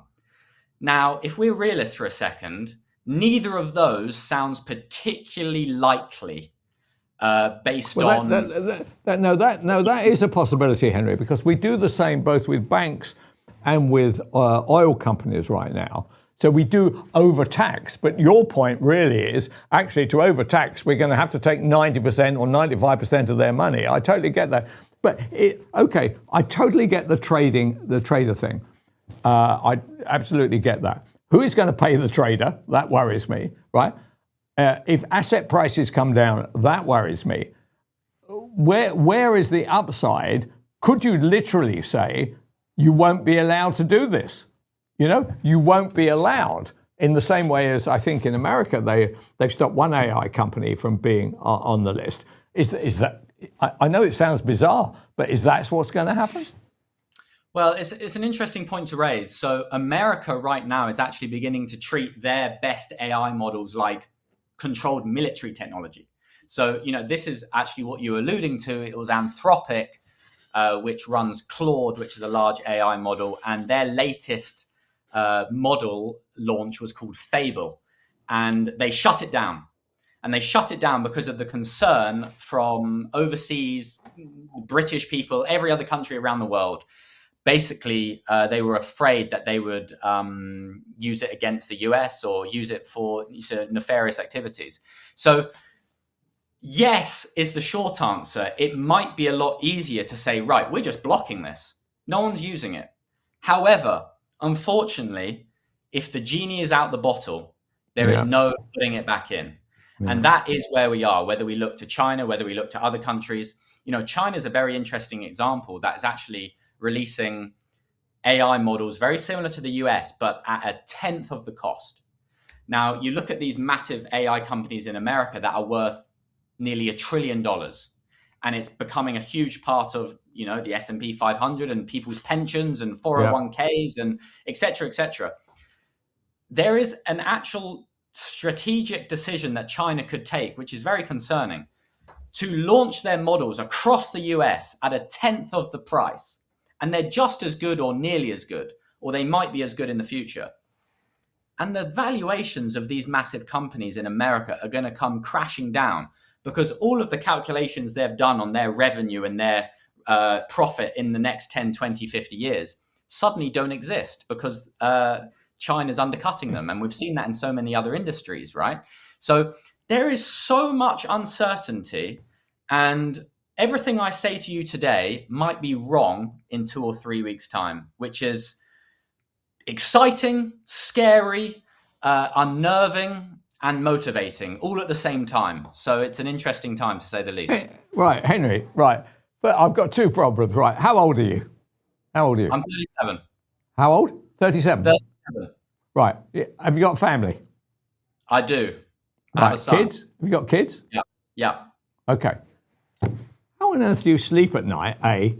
And B, what worries do you have of your son? I mean, you know, for me, I've done my dash, right? I'm literally being propped up. I'm related to a mannequin here, right? So it's okay for me, but it's not okay for you. It's not okay for your family, right?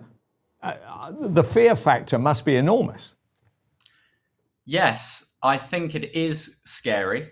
If you were to ask me, what do you think your 2-year-old son will be doing as a job when he's 16 or 18, or does he go to university? If he does go to university, what does he study at university? No one, no matter how much of an expert they may or may not claim to be, has the answers for that. So the way I personally deal with it is to think that that is 10, 15 years in the future. And so much will have changed in that time. Bear in mind, we're only 3 or 4 years into the beginning of AI, give or take, as we know it commercially. There is so much that can happen in 10, 15, 20 years. There's not even much point in guessing or even predicting. So does it keep me up at night? No, if I'm honest. It might do in 10 or 15 years if it gets worse before it gets better. I mean, again, coming back to the optimistic side of things, there is so much opportunity for people that do want to become AI native and are interested in becoming AI native. That's the point. That's the point. Taking for them right now. And it doesn't matter who you are. You do not have to have a degree from Cambridge. You do not have to have studied X, Y, Z. You can have any interest in anything. And if you want to learn, it is for the taking for anybody to start your own business, do whatever you want, make good money. Their opportunity is there if you have the time. So in that respect, I'm very optimistic for those people. And that's not everybody, but if you're interested, it's there for the taking. And then there's the other sort of higher level meta side of optimism in this industry, which is the important side of things, curing diseases, solving world problems. These really can be solved by AI in the future. I truly believe so. You know, these things that do affect us on a daily basis that people have been working on for decades or hundreds of years, I do truly believe that AI can solve a lot of these problems. So there is a little bit of upside, but of course there is a huge amount of uncertainty. Right. Well, I mean, I could argue against that last point. What's the point of being cured of everything if there's no damn work for you or your family to carry out, and we all have to live off the state? The idea that there's a Starmer or Burnham out there that's going to be handing out £20 notes to me in order to keep me happy while I watch sport is very, very concerning. Henry, very interesting. I'd like to come back to you probably as I start seeing this develop. And now I've had your rather gloomy view, I'm going to have to try and find somebody to cheer me up. So there's a big line just come up on my thing saying, guest not here. So that'll probably cheer everybody up if they're all like you, Henry. But thank you anyway very much for your time, and good luck to your 1-year-old son. Cheers. Thank you very much. Take care. Cheers. Bye. No, that was I couldn't continue with that. That was too gloomy. There isn't anybody here to speak to, but I thought even looking at my face as it's looking back, it's more cheerful than that. Look, if you work in banking, if you work in insurance, you work in any of those big white collar jobs, which I see every day coming in on commuting in the morning. These are very worrying time. Now, the thing that the point he was making was that this could be 10 or 15 years from now. It seems to be speeding up right now, to be honest. Now, I'm hoping very shortly. Have we got our friend from? I think he's coming in from Northern Cyprus. Have we got him on the line yet? Yes, but we've got some super chats for you. Okay, all right. Got some super chats instead. Okay, so there's one here from, I can't see who it's from. Can anyone invest, buy shares? Yeah, the answer to that is obviously yes. Anybody can invest or buy shares, yeah, of course, thank you. And there's another one here, if I could read it. We need to get the type size up, I think, which can bring what was that? That's better. Owen's is a local model that already crossed the line of being a model that competes with the big boys, I would say. And that one's called Owen 3.627B.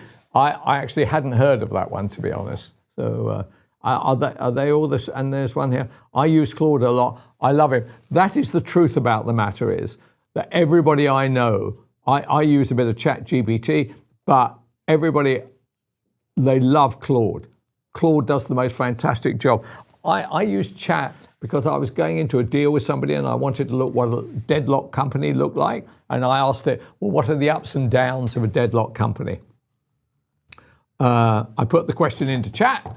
About 18 seconds later came about 6 or 8 screens of brilliantly edited stuff, neatly headlined, giving all the ups and the downs of it. Having seen what a deadlock company looked like, I decided actually that my business partner should actually have the last word. So he ended up with 51% of the business, because otherwise, if you don't do that, then you can be always like that. And in being like that, a lot of businesses end up collapsing, or it just doesn't work, in my view. So at least if there's any mistakes, then they're down to him rather than me. So great program, particularly, this is from a lady called Penny Kent, actually. Great program, particularly interesting segment with Put Explaining UK Live. I was wondered what UK Live was all about. Right, well, there's the answer. It is a way of basically slave labor. Pooch has invented a new way of getting people to work for more money than, for less money than they've ever earned before, but enjoying it because it's about them. Right, mainly people are focused on the word me. So here's another one here. Really enjoying the channel, Kelvin. A breath of fresh air in an otherwise smelly, stale environment. I see that you're talking about Mike Graham after a night out. And there's a lady called Denise. I love the whole team. Brilliant. Oh, that's very nice of you, Denise. Most people don't say that. We're still trying to get hold of. You have succeeded. Well done. Well done. Oh, that's very nice, Kim. A lot of lady viewers. I would have thought, looking at a face like mine, that they'd be more attracted to the Brad Pitts in the television area. Said here, lady, meow. I used Alexa. That's as far as I've gotten. Honestly, I would urge you to use Claude or Chat. It is absolutely amazing. And actually, Google is changing the way it does things, since its replies are extraordinary and very well done. So if you have a question, right, they give you the detailed to the point answer, general question. And if you go onto Claude, you have a different, even if you have a commercial question, you're running a shop or a store or something, you don't know how to price a good or something, just ask them. They will tell you. I mean, really, it is free financial advice. And it's not as though they're earning anything from it either, okay? There's a man called Simon Kilford here. I'm not related to him, but he says, Kelvin MacKenzie, what a fantastic presenter you are. Keep up the good work. Yes, well, that's called a reverse super chat, that, in which I send 20 quid to anybody who says something nice about me. Right.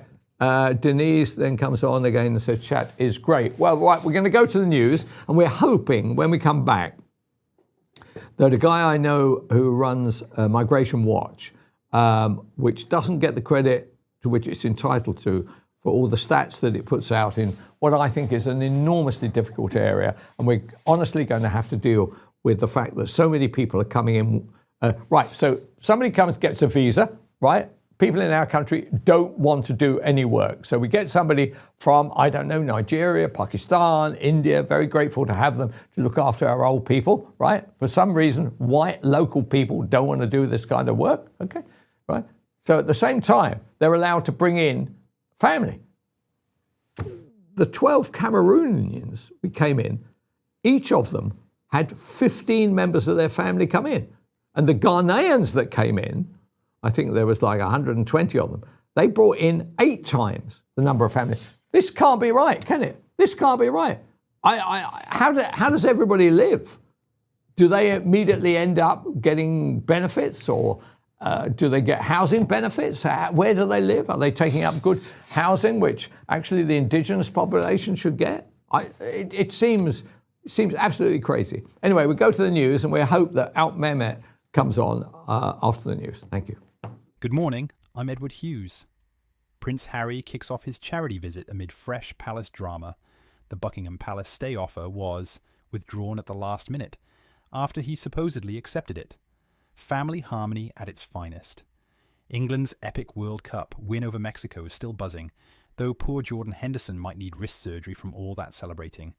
We're deep in the third heat wave with scorching 30+ degrees Celsius days, melting the nation, while fighter jets intercept Russian planes near our carriers because apparently Monday wasn't exciting enough. Starmer's government soldiers on with defence rows and welfare headaches. Classic Britain, football highs, royal lows, and sweat-soaked chaos. Laters, tigers. Not yet. Yeah, hi there. Welcome back. Pooch has come in because he was out of the studio when we were talking about AI, and that expert came on who was enormously gloomy. In what sense? He was saying that now I've heard this argument before, if your job is sitting there looking at a computer screen all day, your job is in peril. And his main point was that companies are looking for efficiency. AI can do it at 5 or 10 times as efficient as you could be or I could be. And therefore, they don't want you. They literally don't want you because they don't have the problem about whether you're going to turn up sick, right? Which I saw a stat the other day. Sunday Times analysis out of the Sunday Times on Sunday was that in the hospitality and also one other business, which I can't remember, in the hospitality business and the cleaning business, from the moment that Labour brought in, you can go sick on day one, their sickness on day one has increased by between 20 and 40%, depending on which company. How many sick days have you ever had in your life? I was pretty sick at one stage where I got that kissing disease, pneumonicosis. I was the editor of The Sun at the time, and I was absolutely... From kissing? Well, probably kissing Rupert's arse, actually. But isn't it glandular fever you get? Glandular fever. Yeah. I was very sick with that. Were you? I was sick, and I made a terrible mistake. I was literally, you get up in the morning, you feel perfectly all right, you'd have a shower, you'd be exhausted, back to bed for the day. And not only that, so eventually the doctor said, you've got to get away. Now, he would have been much smarter had he said, go to Bournemouth, right? So I then go to Miami to pick up a boat. I arrive at the boat, finally, I'm absolutely exhausted. I get on the boat, I literally sleep for 36 hours. Really? It was a huge mistake taking the flight. I was out for 6 weeks. Point being, though, that most people, I've literally never had a sick day in my entire life. Really? I've never been to the doctor once in my life. No. I've never been to the doctor. We need more of you in the NHS, don't we? I've need more taken people like the kids. you. You know, we overreact a bit sometimes, and the kids are little when you take those to the doctor. But I've never been for a cold or flu. I'm pretty sure I caught COVID, but 2 days of feeling ill. What are they going to do? They're not going to do anything. Point being, though, I know lots of my mates, got a lot of mates in the building industry. Yeah. They've never taken days off. Right. They've got bad backs. They crawl into work because guess what? They don't get paid if they don't go in. So I think my question, cui bono, who benefits from this AI revolution? Yeah. Is it that the companies are going to make more money, they don't care about the employees? Yeah. Is it the bottom line? It is. That is going to be the issue, isn't it? So, for instance, if it hadn't been for tech, you couldn't have started this. No, very true. But because if you'd look back, we'll say for 10 years, this is just a distant dream. After all this stuff in price, you know, what was £1,000 is now £43.90. Yeah. Amazon could completely do this studio in what? Couple of grand? No, 10 grand probably. As much as that? Okay, yeah, 10 grand. Okay, that's what I spent. 10 grand on this studio. Okay, close your eyes. 10 years from today, how much will this all cost? I don't think it'd be a lot cheaper. I think certain things would be a bit more reliable. Like, but in general, I think it's reached a bottom. Because what's happened with the cameras, for example, I mean, I've been doing this many years, working outside broadcast, producing shows. 15 years ago, that camera there would have cost an absolute fortune. Yeah. It would have been a 20 grand camera. Yeah. Prices came down, but at the same time, capabilities increased. So there was kind of a level benchmark for a good camera. So you could do more for less. But now they are. Have you got an 8K TV? Do you care about 8K? No. I don't even watch 4K. Things reach a level, a plateau. So at the moment, those cameras, they'll do 4K. We film in 1080. We film in HD, full HD, and that's it. And that's all you need. Right. I see that actually the customer itself the customer can't benefit from it. Yeah, they're not getting any benefit, and you're going to get price. That's not a bad point. Oh, by the way, did you ever get a 3D TV? What about all that nonsense? Yeah. Do you remember? Yeah. Glasses like that. Yeah. You go into PC World or go into John Lewis, and there's all these mad 3D things. Yeah. There's people. Complete. Why didn't anyone realise that it just wouldn't work? Did you buy into it? No, I didn't. No. I never bought it. No, but it was bloody expensive to do it anyway. Yeah, but there'll be some poor mugs out there who've got one there, and they went from being geniuses. Oh, you're so much ahead of the curve to be. Do you know those idiots at number 33 have got a 3D camera? So let's talk about the AI aspect. So he was enormously gloomy. He was basically saying anybody in an industry where they spend all day long basically detailing numbers through a screen, they're gone. They are gone. And to where though? Well, that was his other point.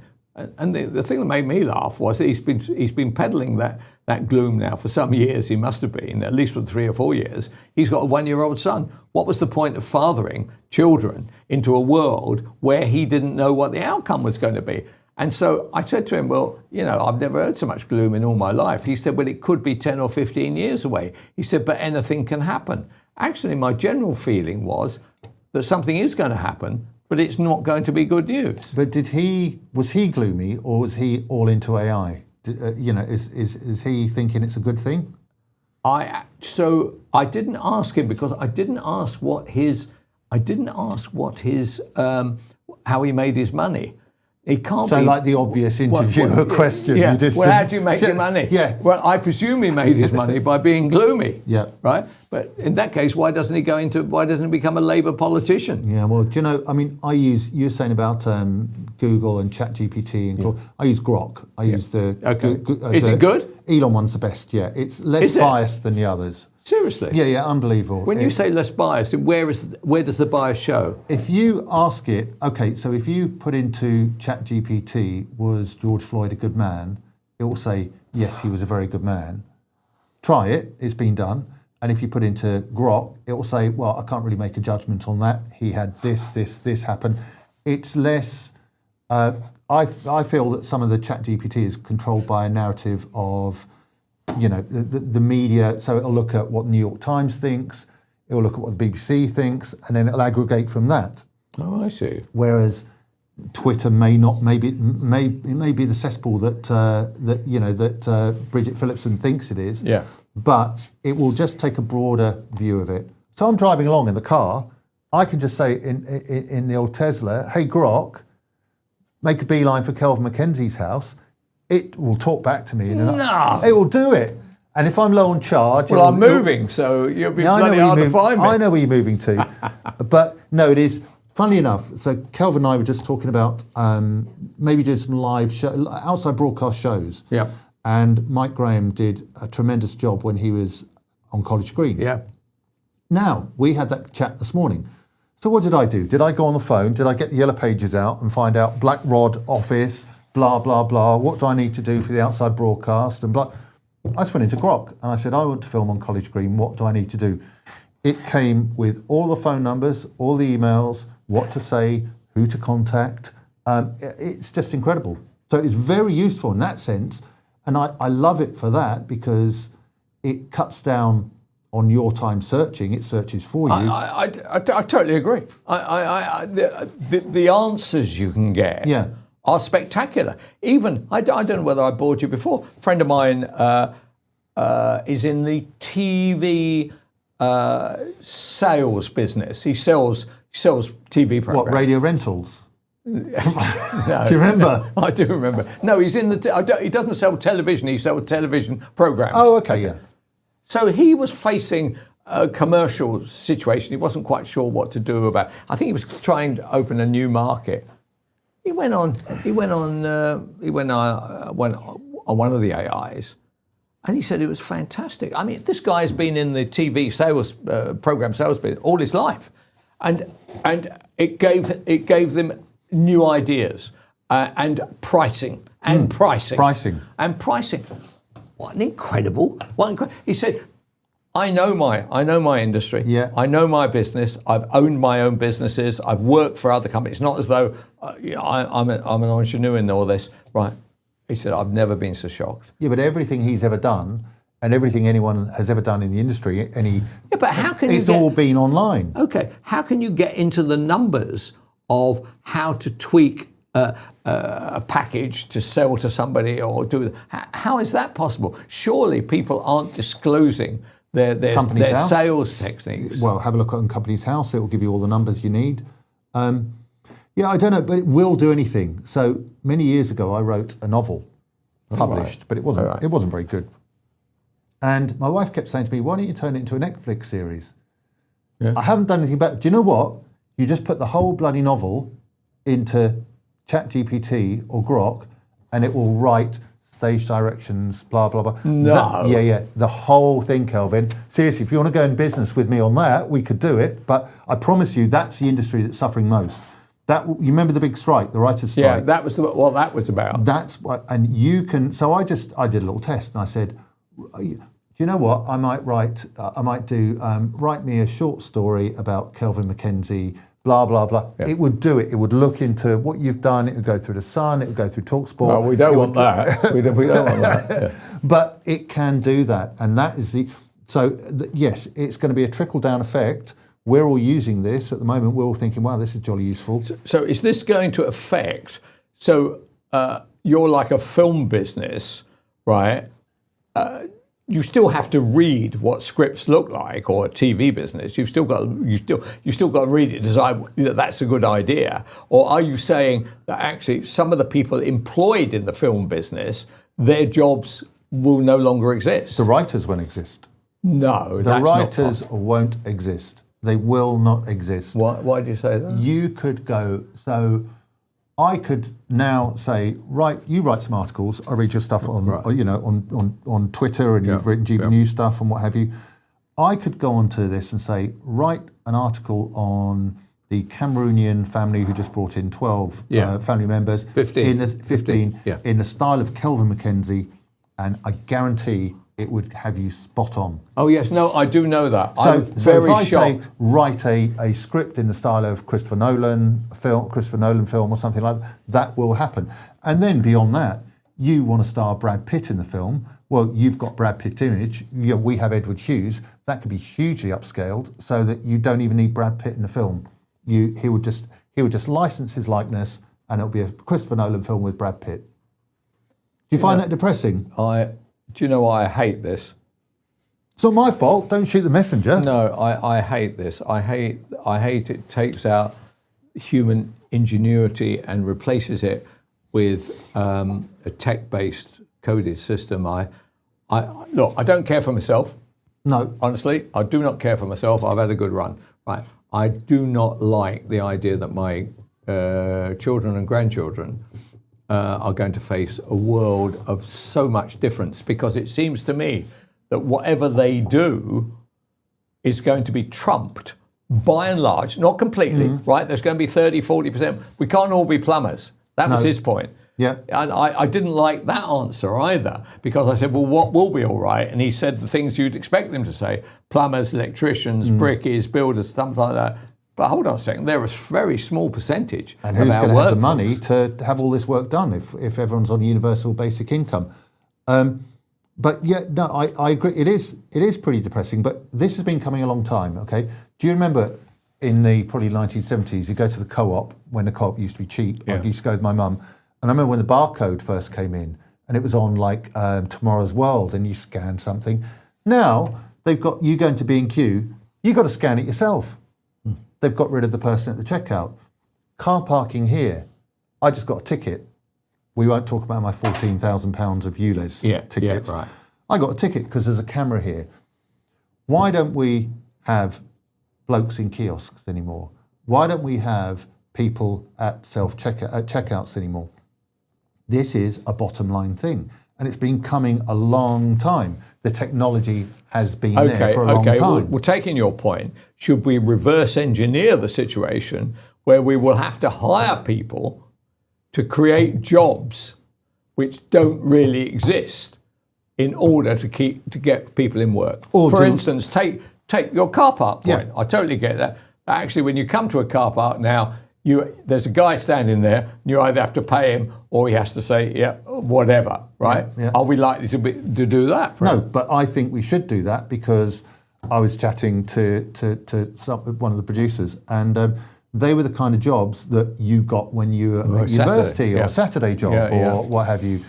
So all of this drive for making Britain better, and Andy Burnham wanting more jobs, and we can create jobs. There are jobs there, but it's got to come off someone's bottom line. Okay, now, if you owned NCP, would you be happy getting rid of that bottom line? Okay, well, what about this one? Well, what's going to happen in supermarkets? What you're seeing is that people who used to get part-time work sitting, checking the goods in, right? That's all disappeared, and actually tech is accelerating that. You turn around to Tesco's and you say, actually, you've got to continue with the old stuff. You've got to continue with old dears, right? Taking the food out. If I was in government, and if I was a benevolent dictator, I would pass a law saying that we have to have people on the ground, people in shops, people serving. You know what, Kelvin? I was in so you see these signs. I go up to the M&S checkout, and there's the one on the A3 going south towards Guildford on the left-hand side. So I bought a couple of bits and pieces, and there's a long queue. There's one person, the rest are self-service. Yeah. So I went to the self-service, but I had a couple of bottles of beer. And I thought, I don't want to do that, because they're going to have to check them over 18. You've got to wait for the assistant. No, let's just get this right. They have to check that you're over 18. No. Can we just get the camera on there? Check whether he's over 80 on about 18. Yeah. But hold on, point here is, so, they've got the cameras there. I stood there and I looked, and I went up, I scanned, and normally you have to wait for the assistant. It scanned my face. AI scanned my face. To decide whether you were over 18. I was over 18. And they don't tell me They said I wasn't. I know I wasn't. So I had to get. But this is the way it's all going. And they say, for your convenience, we've got these self-checkouts. It's not bloody convenient. It's more convenient when there's a person there I can talk to. And I don't know you're smiling at MacKenzie, but do you know what I mean?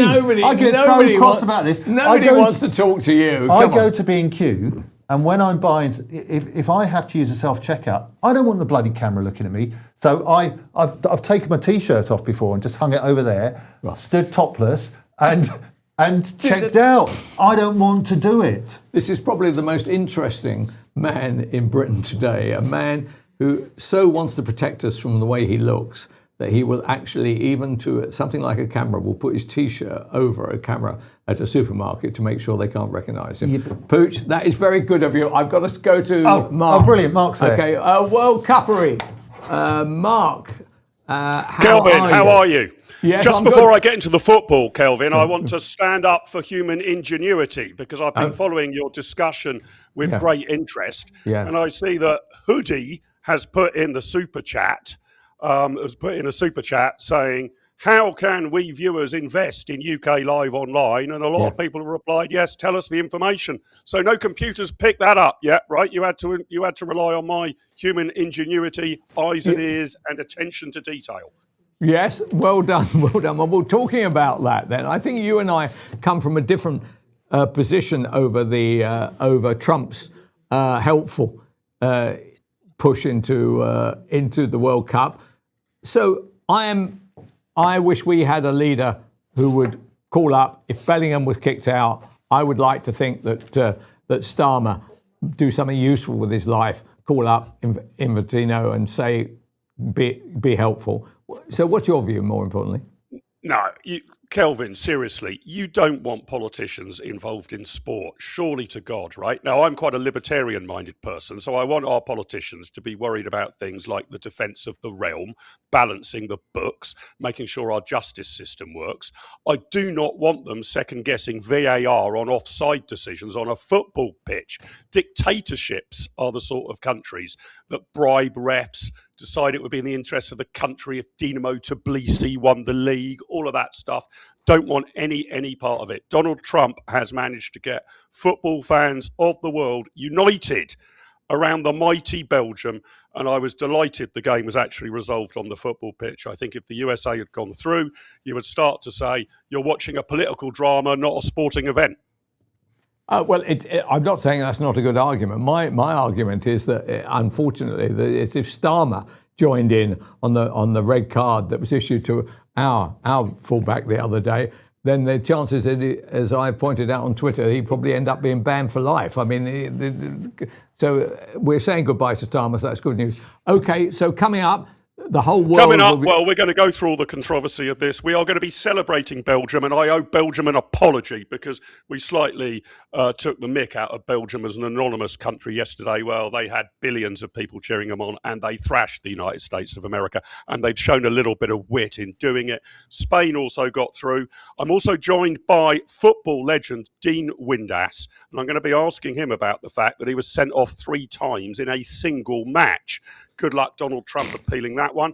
I'm also joined from the United States of America, from the great state of Colorado, by an American sports fanatic who hates football. Can't wait for the World Cup to be over. Wants it all done and dusted, wants to get back to the baseball season, doesn't think football's ever going to take off in America. So we'll hear his story too. My wingman, Glyn Brailsford, the Glindex, and Paul Cox, the Cox in the Box, are going to be helping me right throughout the show as we also preview the last 2 matches in the round of 16. By late tonight, we will know all 8 quarter-finalists, Kelvin. We're getting into the business end of the tournament, and England are still there. Well, I tell you what, Mark, you've got some energy there, man. It sounds very interesting. So that sounds more punchy than the previous few shows, I must say, which bring to a tear to a glass eye. So that one is very, very watchable. So stay with it. Anyway, thank you very much indeed for everybody. Thank you, Mark, and thank you everybody for watching. And if you're in the AI business, then I don't wish you well. I feel very concerned about it. Anyway, I've got a super chat here. Final one. Pooch, can anyone invest or buy shares in UK Live? Yes, be careful when dealing with Pooch, though, because you may end up with less fingers than you started with in the deal. All right. Thank you very much for everybody. See you tomorrow. Bye. Good morning. I'm Edward Hughes. Prince Harry kicks off his charity visit amid fresh palace drama. The Buckingham Palace stay offer was withdrawn at the last minute, after he supposedly accepted it. Family harmony at its finest. England's epic World Cup win over Mexico is still buzzing, though poor Jordan Henderson might need wrist surgery from all that celebrating. We're deep in the 3rd heat wave with scorching 30+ degrees Celsius days, melting the nation, while fighter jets intercept Russian planes near our carriers because apparently Monday wasn't exciting enough. Starmer's government soldiers on with defence rows and welfare headaches. Classic Britain, football highs, royal lows, and sweat-soaked chaos. Laters, Tigers.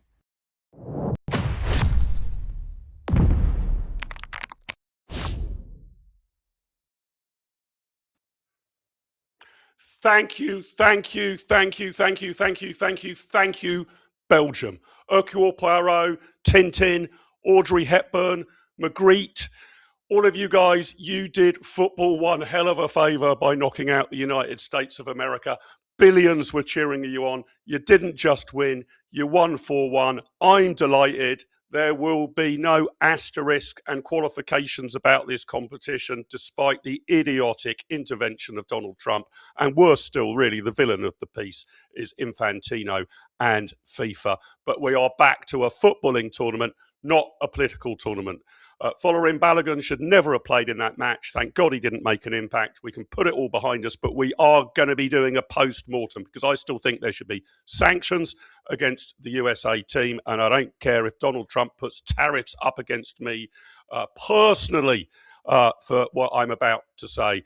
MLB, peace planet says justice was done. Two right, sport has won and politics has lost 4-1. And I consider that an absolutely awesome result. Just what was needed. Fantastic. Go Belgium. Probably the most important game of the tournament. Nobody would have thought that, a USA versus Belgium round of 16 match, but my God, it was.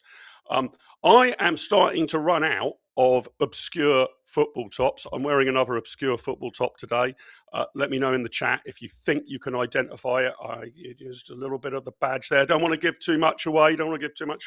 Put in the chat if you think you can identify it. One guess from David, see if anybody else agrees with him.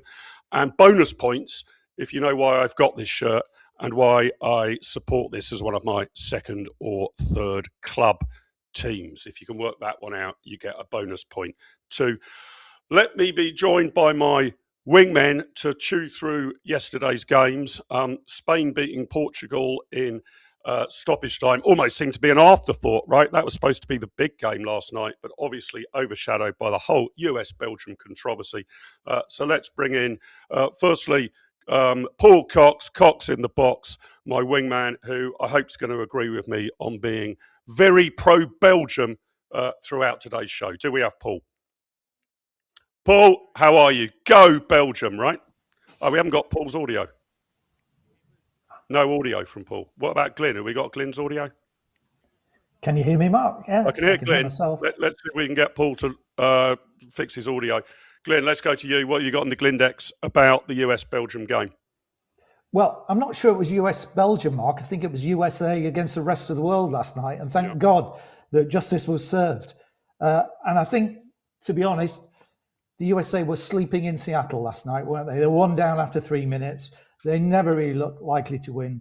They looked horribly lethargic, which is not like them at all because they're a high-intensity team. And I really wonder whether the whole Trump-Balogun Sycophantino affair got to their legs. And certainly Pochettino wasn't happy later. He sort of intimated, he couldn't say, I hate what Trump's done here, but he was saying too much politics, not enough football here. So great performance from Belgium. If you remember in yesterday's show, we were talking about how they were really coming to the end of their golden generation cycle, but they managed to turn it on last night. And as I did say yesterday, they are still in this tournament, and indeed they're in the last 8 again. So they've been remarkably consistent. They did leave De Bruyne on the bench last night, but old Lukaku came out, the wardrobe, and he got his 3rd goal in the tournament. So there's still life in him yet. Well, Glyn, first yellow card for you for that sleepless in Seattle joke for America. So watch your step. I've got to be careful for first 52 minutes now. Too corny a joke. Yellow card at this stage. Let's see if you can survive the rest of the match. Let's see if we've sorted out Cox's audio. Is Paul Cox with us? I could see him but couldn't hear him. How's the audio doing now? No, we're going to have to... I think you should log out and log in again, Paul, see if that fixes it. And we'll get back to Paul shortly. So everybody's pretty pleased, Glyn, I think, about the Belgium result. My take is that I just don't think Americans get football. I wrote a long piece on X last night, fuming. I was ranting. I was rage baiting about the behaviour of Trump, although I should say it's FIFA that I hold more responsible, right? If a president or a prime minister phones up in a fury, that's one thing, but FIFA should just hang up the phone, not do that person's bidding, right? So really the villains here are FIFA rather than President Trump. If prime ministers want to complain about offside decisions, I guess they can pick up the phone and complain, but they should be roundly ignored. But I've got a theory that the Americans just don't really understand football. Here's if we pull up clip number 1, here's some self-styled American sports expert giving his view a couple of days ago about England's chances against Mexico in the Aztec Stadium. That's clip number 1. England fans seriously think they're going to beat Mexico tonight at the Azteca? Because if I had a penny for every England supporter who's complaining about the high altitude in Mexico City, I'd be a billionaire. I hate to break it to you, England fans, but you had no chance against this Mexico side. After squeaking by Croatia, drawing against Ghana, leaving it late against Panama, and beating DR Congo by the skin of your teeth, You think you're going to beat this Mexico team who just does not lose at home? You just know when you're relying on Viagra to win a match, your team is cooked. Mexico will demolish England tonight at the Azteca, sending England supporters home crying and wondering why they even watch soccer in the first place. Great take from our American friends across the pond. I think we've now got Paul Cox back. He hasn't lost his voice, Harry Kane style. I thought that was the problem. Or if he has lost his voice, Harry Kane style, he's recovered it again. So what's in Cox's box about the mighty Belgium saving the sport of association football, Paul? No? Yeah, hope you can hear me now, Mark. I'm having a slight issue that I can't hear you quite so well. I don't know what's going on, but obviously it was justice against FIFA, justice against interference from Donald Trump. That is not how we play FIFA, FA or UEFA football, and it's time that people understood that. If we lose, we lose. If a referee makes a mistake, but the rules are the rules and we abide by them. It's as simple as that. You cannot interfere with that. If you interfere with that, you break the essence of the game. And if the essence of the game is broken, what are we supporting? I have no idea, Mark. Yeah, I'm absolutely with you on that. Let's have a look at a little clip and then ask Paul and Glyn what they think of it. This is clip number 7, which is, I think, how Donald Trump thought that the USA should compete against Belgium and others if there was a running race. Let's play clip number 7. Get set.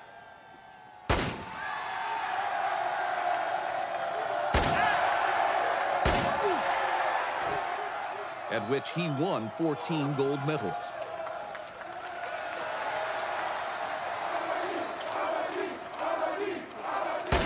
Often described as... Yeah, we just can't have it done like that, can we? We can't have it done like that. But it all ended well. Let's have a look at image number 9. Usually I'm pro-Trump, but I'm well into the anti-Trump memes now. Image number 9 shows, I think we highlighted the mannequin piss, didn't we, in yesterday's show? But image number 9 shows one of Brussels' most famous landmarks, giving it to Donald Trump. How about that? And it's got to be said, hasn't it, that the Belgian FA, the Red Devils, they really lent into it. So I loved this tweet, which is image number 8, a picture of Romelu Lukaku, who scored the 4th Belgian goal to trounce America in stoppage time. And the Red Devils, as the Belgians are known, they posted this up on Twitter, a challenge to Infantino and President Trump. I think that's, image number 8. Brilliant. Overturn this, they quoted. So they've gone with the banter as well. Glyn, any other thoughts on that? I mean, justice done. We can move on. Good. Yeah. I'm usually incredibly pro-USA. I'm usually pretty pro-Trump, but not in this case. But I am very glad they're not in the last 8 of the competition, Glyn. I love America. Lived there for 6 years. Had a great time. Love American people. Just hated Trump's intervention on this. Just appalling, but thank God justice was served. Although, like you, I don't think this should be the end of the affair. Yes. So, Paul, what's your take on that? I had a real rant about this. Now, look, I've still got PTSD, post-traumatic stress disorder, from Southampton being expelled from the Championship playoffs for sending an intern to stand by a tree and use a pair of binoculars to look at Middlesbrough's training. Expulsion from the competition. Well, this, Paul, was using what I consider to be an ineligible player. The Americans have used political interference. My suggestion was yesterday, while I was in a fuming rage with all this PTSD, that America should be expelled from the next World Cup for fielding an ineligible player. They also shouldn't be able to host the tournament in future. That was my take on it. Paul, what was your take? Look, one thing I will say is Southampton cheated and got the right punishment. That's a statement of fact. However, we should look at this again, and we should look at this again for all the things that we've all said. This is about the very essence of the game we love, the people's game, the world uniting people's game. If we don't get this right, if we allow a corrupt FIFA or an interfering president just to mess with it slightly, then where do we stand? And I think there needs to be a wash up on this. There may even need to be an apology from FIFA. This cannot happen again. If it happens again, our good game is dead. Yep. Look, before I bring in the legendary Dean Windass, who's joining us again on the show, I want your two takes on what in normal circumstances would have been the much bigger game of the night. Portugal against Spain, the Iberian derby. Definitely Cristiano Ronaldo's last ever game in the World Cup, and he wasn't very good. Possibly his last ever game for Portugal, quite likely, I would say. Although I think there's some suggestion there might be a farewell friendly of Portugal playing England at Wembley, which would probably be a fitting way to see him off, more of a testimonial than anything else. But it looked a bit like Portugal were treating this as a testimonial tournament for Ronaldo. And of course, Roberto Martinez, who didn't really take the Belgium team that he used to manage during the golden era as far as he could have done. Well, he's flunked with Portugal as well. Spain win. A great team, Spain, without any obvious standout players, no real sort of talisman. It's a substitute who gets the goal in stoppage time. Glyn, your take on it? Disappointing match, but right team won, yeah? Yeah, absolutely. I called this one yesterday, got the score right, 1-0 for Spain. On paper, a mouth-watering prospect, but as I said, the two teams are too similar in style. They just cancelled each other out. That's how it proved to be. So it was actually a rather tedious affair. And of course, at the end, the TV producers and directors just made it all about Ronaldo. What an international career, though. 233 caps, 146 goals. But in the end, and don't send me off for this, Mark, because a long way to go. But in Dallas, it was Texas Fold'em for Ronaldo. Oh, walking a very thin line. You all know he picks I'm up going to push it today, He's only Mark. back on the show because he used Article 27, and Donald Trump phoned me up and begged me to put Brailsford back on the show. Begged me. Political interference in an independent media. Trump Paul, is what was probably your on the take? phone. Trump's probably on the phone right now. Sorry, I'm interrupting you. Go ahead, Paul. Yeah, Paul, what was your take? I want to get to our guest, but quick take on Portugal, Spain. Disappointing, wasn't it? So it was a pretty dull game. I think the result was as expected on the basis of the game. You're right about the testimonial stuff for Ronaldo. I'm not even sure he should have been there. You know, he's a great player, but again, it's about the game. We keep putting things like Donald Trump or the USA or Ronaldo or sometimes even Messi in front of the game. That's not what it's about whatsoever. We discussed this briefly on our highly encrypted chat last night. It's encrypted, so we cannot be interfered with. And I said that neither of those teams would beat the England team that played Mexico the other night. I stand by that. We had much more spirit. We had much more technical nous, I believe. And even considering I'm talking about Spain here, I'd fancy playing either of those teams. Based on that performance last night, we would beat Spain. No problem whatsoever. Confidence from Cox in the box. Corniness from Brailsford, the Glindex. Gentlemen, I'll be back with you after we have a few words with football legend Dean Windass, old school number 9. Everybody loved him, not just Hull City and Bradford City fans. Let's see if we can pull up Dean Windass. Dean, great to have you back on the show, mate. How are you? Okay, mate. Yeah, just get my car balloted. Ah, okay. So you're in the car wash. Brilliant. So, look, we talked to you really at the start of the tournament, Dean. What have you made of it so far? I mean, I'd obviously love your thoughts on that Mexico-England game, but the tournament in general and England's progress in particular, what's your take been, Dean? Well, it was a better performance, obviously, the other night. Really enjoyed the game. Obviously, the sending off was a bit of a worry when it. Oh, I think Dean's just muted himself. Very well. I like Bellingham in that. Excuse me, on this moment. I like Bellingham in that midfield role. He's better than the number 10 role, I think, arriving into the box. But great performance. Obviously, can't just keep relying on Harry. I think we need to start getting, goals from set pieces from our centre halves and this, that, and the other. But listen, fantastic result. I would rather have played Brazil than Norway, to be quite honest with you, because obviously what Haaland brings to the table. But no, looking forward to the game on Saturday. Hey, listen, I think that the lads are bonding. You know, they've got a great team spirit, and so that could take us to the final. But how we're going to win it, I'm not so sure. But only time will tell. Now, I've got to ask you, Dean, because you would have followed all this red card controversy and America's star player being let back in to play the match against Belgium. But I hope you don't mind me saying this. You're no stranger to red card controversies. You must hold the world record of being sent off 3 times in a single match. This is epic. Tell our viewers the story. It was for Aberdeen back in the late 90s, am I right? Yeah, it was. Yeah, very young and naive. Roy Aitken was my manager. Unfortunate, you know, it was. We was all under a bit of pressure. Roy was under a bit of pressure, and yeah, it was the 2 tackles, which is a red card. Then I abused the referee, and then I pulled the corner flag out, and they eventually gave me 3 red cards, which I got an 8-game ban and a month's wages fine. So, not my greatest moment in football, to be quite honest with you.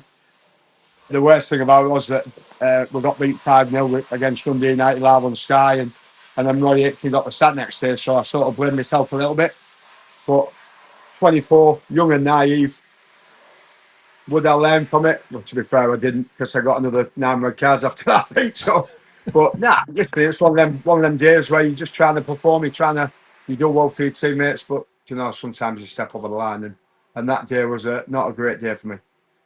Now, I've got to go back to what you were saying earlier, Dean, because I think you are the first avid football watcher I've heard who said that you would rather Brazil had got through than Norway. I really want to delve into that because I can see what you're saying. Haaland, you know, potentially the best centre forward on planet Earth. Odegaard, no mug in the centre of the pitch. They got Bob as well. My sort of thought was that the quarter-final on Saturday night is going to be a bit like a high-end Premier League game, a bit like sort of Manchester, you know, Arsenal versus Manchester City, and that would suit us more than a game against Brazil. But you take the opposite view. You wanted the Brazilians to get through in England's interests. Is that right? Talk us through that. Yeah, like you say, with the Premier League connection, you know, you've got obviously Gay, you know, is Haaland's teammate, so he knows all about him. So I know what threat they'll cause. You just said there, the guy, Bob. You know, I think that Norway was a better team than Brazil. You know, and it's just one of them where I think when you're in, like when we was at Wembley, we wanted Bristol City to beat Crystal Palace because we thought we'd get a better chance of beating Bristol City in the playoff final than would Crystal Palace under Warnock in them days. So you saw the players. If you probably asked the players would say the same thing. You know, that because of the threat that Haaland does bring, he's always going to get a chance. So it is what it is now. We've got Norway. It's going to be a classic. It's going to be a good game. All the supporters will be happy that it's a decent time that we can watch it as well. So really looking forward to it. Cannot call it, but because of all the Premier League connections, this is going to be a good game. Now, there's obviously been a lot of praise for England's manager, especially, I think, on his substitutions. You seem to get more substitutions every year now. I mean, so it's become more and more part of management. I'm old enough, I can remember in the day where you only had one man on the subs bench and that guy would be able to play any position and you'd only use him if you got an injury. Now with all this 3 rounds of substitutes up to 5 players, he's done that brilliantly. But I'm still worried about the right-back position at defence, right? We've been unlucky, obviously, with injuries. You might argue we've been unlucky with the sending off. I think we should have taken Trent Alexander-Arnold anyway, but obviously that looks a bit like wisdom after the event now. Is that the part on the pitch you're most worried about, Dean? Because if I was trying to field a team to take on England, I would focus on attacking down my left flank and England's right flank for weakness in that position, and I haven't got the first clue how on earth we should cover it. Should we change the formation totally? Well, the only way that probably is the solution is to go 3 at the back and play wing backs. You know, and play obviously Saka on the right or whatever. But that's probably, can John Stones play there? He probably could. He's got the experience. We don't want Declan really to be dragged out of that midfield with Anderson. That's a great match, and obviously we're Bellingham in there as well. So that's probably the only way that we can solve it. If you go for it, you might go for it. You know, you don't know to handle Haaland with all the guys just playing in behind as well. So that's probably the only option he's got, unless he goes with John right back. But I can't see Stonesy playing right back, to be quite honest with you. So what about Konza as right back, Gene? How about Konza in there? Yeah, Konza, you could stick him in there. Athlete, very quick. So yeah, there's an option. I don't think he'd want to go with 3 at the back, but if he has to, that's a great option. But he could stick Konza in there. You know, he's obviously centre half, but you could stick him in there and tell him to do a job basically. Because really, you know, they haven't got any left wingers really. You know, they're more sort of central areas. You know, as we just said with Odegaard and Haaland and Bob and place that teams like that. So we haven't got really a worry on the left hand side. Somebody attacking us down the left hand side all the time. So maybe he'll stick Konza in there. It's probably the easiest solution if he wants to stick with 4 at the back. Yeah, really interesting. Now, going back to your predictions, Dean, I want your sort of prediction for the whole tournament. You were sort of implying earlier you think England have got a good pathway to the final. We'd have to overcome Norway, then most likely Argentina or possibly Colombia. And then people are saying we'd play France in the final, possibly Spain. So the pathway's there. You're now at the stage of the tournament where if you squint a bit, you know, you can see the way that England get to the final. But can you see beyond France? You were sort of suggesting we might get to the final, but we'd be underdogs probably against France. Maybe an even match if it was against Spain, right? Yeah, I did watch the game last night. I missed the game last night, the Spain game, but obviously it was a bit dour. I heard it was a bit dour. So Spain don't worry me. Norway worries me. Argentina because of one man, obviously, and then obviously with the squad that France have got. But when you're playing World Cups or European Cups or whatever cups, you've got to beat the best teams, and to win this tournament, you've got to beat France. You've got to beat Argentina. You know, I think Colombia. They're not a bad side, to be quite honest with you. But I had a discussion the other day. When you play against Argentina, why don't somebody go man for man with Messi and just follow him wherever he goes? If he wants to go to the toilet, follow him. If he wants to go and sit on the right wing, follow him. Because remember when I played for Neil Warnock, he used to do that sometimes with Montgomery, where he'd go man for man and he'd say, I don't care if you touch the ball, as long as he doesn't touch the ball. So, but nobody's ever gone man for man with Messi. Listen, it's a tough job anyway. But that'd be an interesting one if somebody went one-to-one with him and just followed him everywhere where he went. But people don't seem to do it now. But he's a threat. Listen, I'm looking forward to the game this afternoon. I'm looking forward to watching him. I actually, when I watch it, don't watch the team. I just watch him where he walks around. He just walks around, and then all of a sudden, just comes to light. He's the best footballer in the world, without a shadow of a doubt. Who would you put on him if we did that tactical role, just following him from the England squad? Who would you put on him? A centre back, one of 3 centre backs. Can I say Donald Trump? He'd stop him. He'd never go. Wouldn't he? He'd never go. Yeah, you could put Anderson on him. You could, you know, somebody who's a fit lad, but you don't have to be fit because he just walks around. He just walks into areas, and it'd be not the easiest job in the world by obviously marking, the easiest job in the world because you won't have to run around a lot because he just walks around. He just walks, and every time they get the ball, they try getting the ball to him in them little pockets where he walks, and he don't close anybody down. He's got an unbelievable team who'll do all that running for him. We call it in football water carriers. The water carriers get the ball and they give it to the ones who can play. That's what Argentina do. You know, some lads run past Messi to go close somebody down, and Messi's closer than they are, but he doesn't bother. Because the one that saves his legs, the one. Your connection's failing a little bit, but just before you go, I hope we can just hear you. I want your prediction for Argentina versus Egypt. I think you got the prediction right last time I asked you for one. I've gone for 3-0.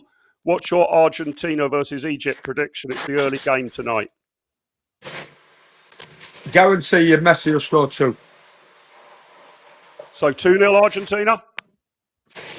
Yeah. 2-0 Argentina. Dean, been great to have you back on the show. Thanks so much for that No insight. problem. It's given us a lot to talk about. Good luck getting your Lamborghini back from the valeting service. And I hope to talk to you soon if England progress further. Thanks so much, my friend. Great speaking to you. Let's bring my two wingman on just before the news, get their thoughts on it. Corks in the box, what do you reckon about that? We just put one man who doesn't need to be particularly fit. This is looking forward to a semi-final. We're not in yet, by the way, so maybe counting chicken. But if we just put one man on Messi, just follow him around everywhere. What do you reckon of that? Has he nailed it, Windass? Tactical genius, that man. Yes, surprised he's not at elite level coaching. Look, the very man marking Messi would be something that's not really achievable in the way people play modern football. However, let's assume it is practically.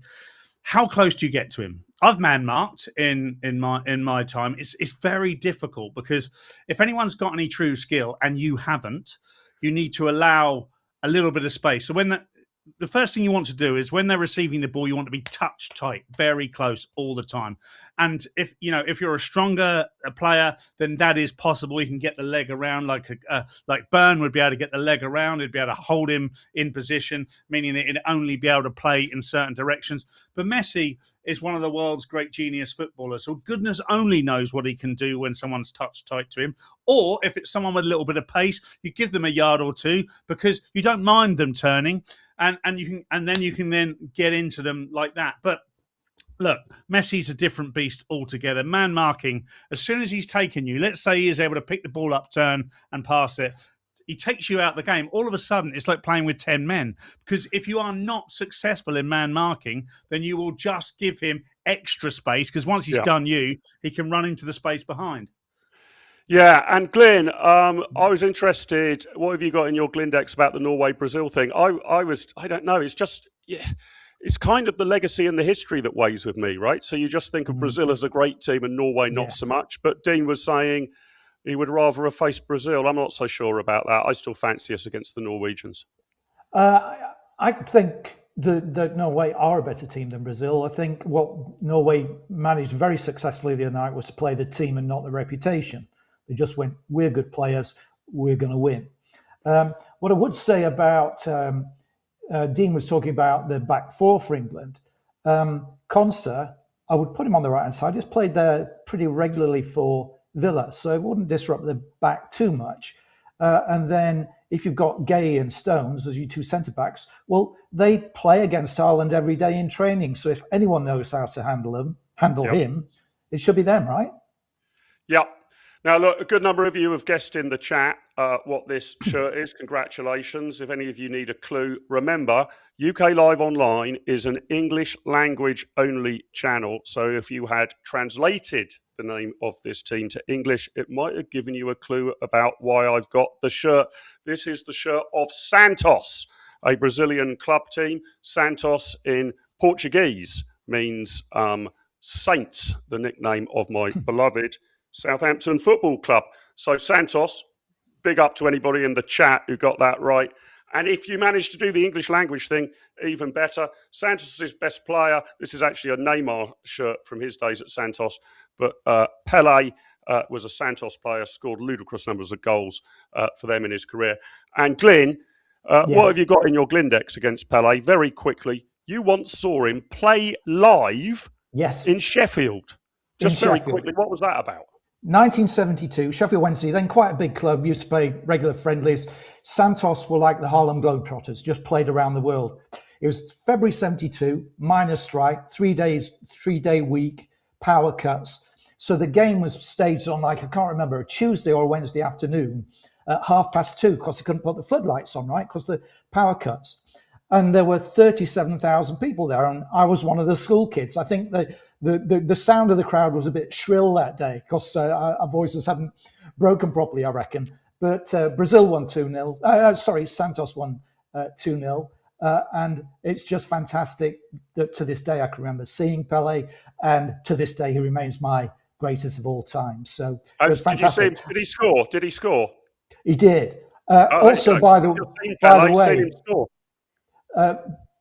way, 37,000 people there, but I think there's 100,000 people in Sheffield who claim to have been there that day. Same as the 1966 World Cup final. Apparently, Yes. Wembley had a capacity of 3 million. Look, we'll be back with the Glindex and Paul Cox later in the show. But first up, we're going to have the news. Then we're going to go to my American guest who hates football, who can't wait for the World Cup to be over, who didn't want his homeland to even host it, who wants to get back to the baseball, the preseason NFL, and all of the rest of it. We'll get his take after we've had Edward Hughes with the news. Good morning, I'm Edward Hughes. Prince Harry kicks off his charity visit amid fresh palace drama. The Buckingham Palace stay offer was withdrawn at the last minute after he supposedly accepted it. Family harmony at its finest. England's epic World Cup win over Mexico is still buzzing, though poor Jordan Henderson might need wrist surgery from all that celebrating. We're deep in the third heat wave with scorching 30+ degrees Celsius days, melting the nation, while fighter jets intercept Russian planes near our carriers because apparently Monday wasn't exciting enough. Starmer's government soldiers on with defence rows and welfare headaches. Classic Britain, football highs, royal lows, and sweat-soaked chaos. Laters, Tigers. Thanks so much, Edward Hughes with the news. Now let's bring on my great friend, but a miserable sod, from the great state of Colorado. He heads up the Independence Institute over there, great think tank. But it's fair to say that we've reached over the pond to get a kind of miserablest view of the great sport of association football. John Caldara, how the very devil are you doing, my friend? I am spectacular. I don't understand why you keep calling soccer football, but we'll deal with that some other time over beer. Yeah. Well, do you know why association football is called soccer? No. Right. But you're making most a of you mistake Americans already. think you made up the term. You didn't. We made it up. It's English slang it's a shortening of association football. We call it association football, rugby football, that sort of thing. So soccer is derived from association. It's English slang, but obviously you guys use it to distinguish it from NFL, right? You're already making a terrible mistake. You think I care, and I don't. So I don't you understand. Football means you can use your hands. That's why we call it football here, is that you catch the ball and you throw the ball with your hands. We call it football. I don't know why you people have invaded my beautiful country with this silly, silly game that none of us understand. We do like soccer, and we do believe that soccer is a wonderful, wonderful game for little kids and Europeans. But we don't understand this World Cup thing in the slightest. Yeah, but hang on. I'm going to fight back against American sports, right? You don't understand soccer.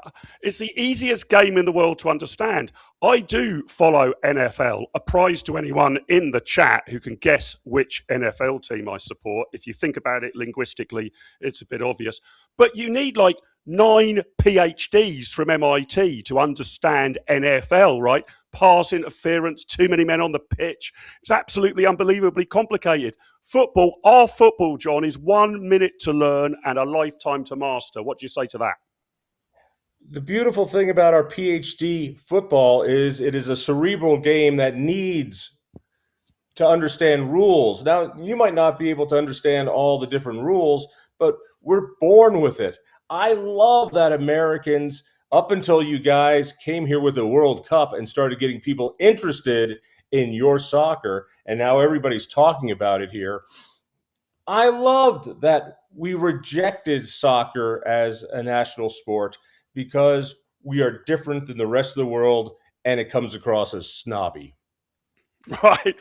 Now, I've got to ask you something, because I've had a lot of pushback from Americans about this. This is your president, who, generally speaking, I'm quite fond of. I find him a little bombastic, but he always pisses off the right people, and I think that is to be heavily, heavily commended. But he basically intervened in the sport to get America's star soccer player back in the game yesterday. Precious little good it did the USA, knocked out 4-1 by Belgium. But let's have a look at image 5. This is the VAR hub where we go to. We've learned from the Americans such that we now use video replays to look into things. I don't know if we've got image 5 that we can show, John. This is apparently what Trump, this is the role that the leader of the free world thinks he should take in overseeing America. What do you make of Trump's intervention? And more generally, John, as a kind of libertarian-minded guy like me, I want our politicians to do less. I don't want them involved in sport, right? I don't understand a sport where you can have world leaders come and change things after the fact. In real football, where people hit each other and get pulled over for drunk driving on a daily basis, when you commit a crime on the field, it's taken care of with a penalty on the field. There is no European-like bureaucracy that you go to some committee afterwards to get world leaders to decide if that was a penalty or not. This whole Trump fiasco explains why soccer is so un-American. We leave it on the field. We let the officials on the field do it, and when the clock is done, the penalties are done. There's no appeal courts. Yeah. Well, so much for the Supreme Court and the Bill of Rights and all that sort of stuff then, right? Exactly. I thought you guys spent about 50% of your GDP on lawyers and appealing everything and taking it all to the Supreme Court. I have a question for you. The Supreme Court is involved in pass interference calls in the NFL playoffs, John. Since when did you rip up the rule of law?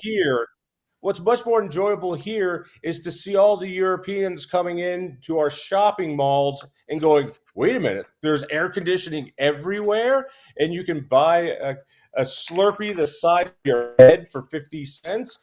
It seems as though the big story here is how the tourists coming here are enjoying the air conditioning and the Walmart and the Buc-ee's, which is a huge convenience store where you can buy clothes and sandwiches the size of your thigh.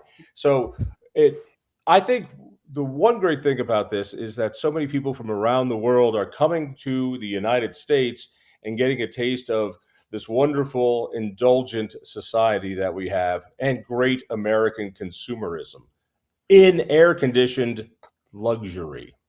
Yeah, John, you've been to England. We don't need air conditioning, right? Well, we need it like 5 days a year, okay? We need the opposite. But look, there's one other thing I want to ask you about.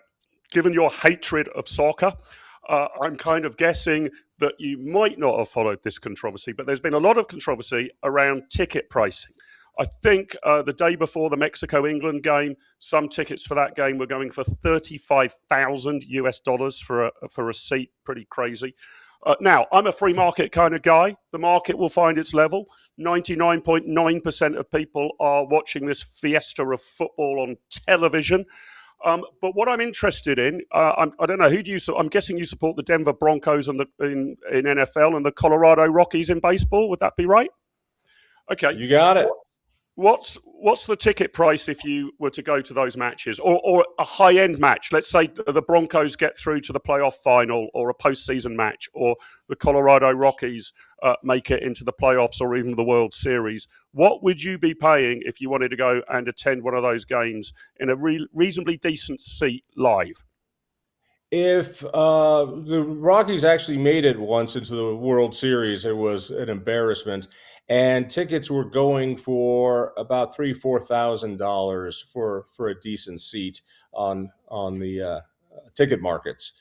So it could get pretty high here as well. American football is getting unaffordable for the average fan, which is why the average fan has to find other lesser sports or even non-sports like the WNBA to watch.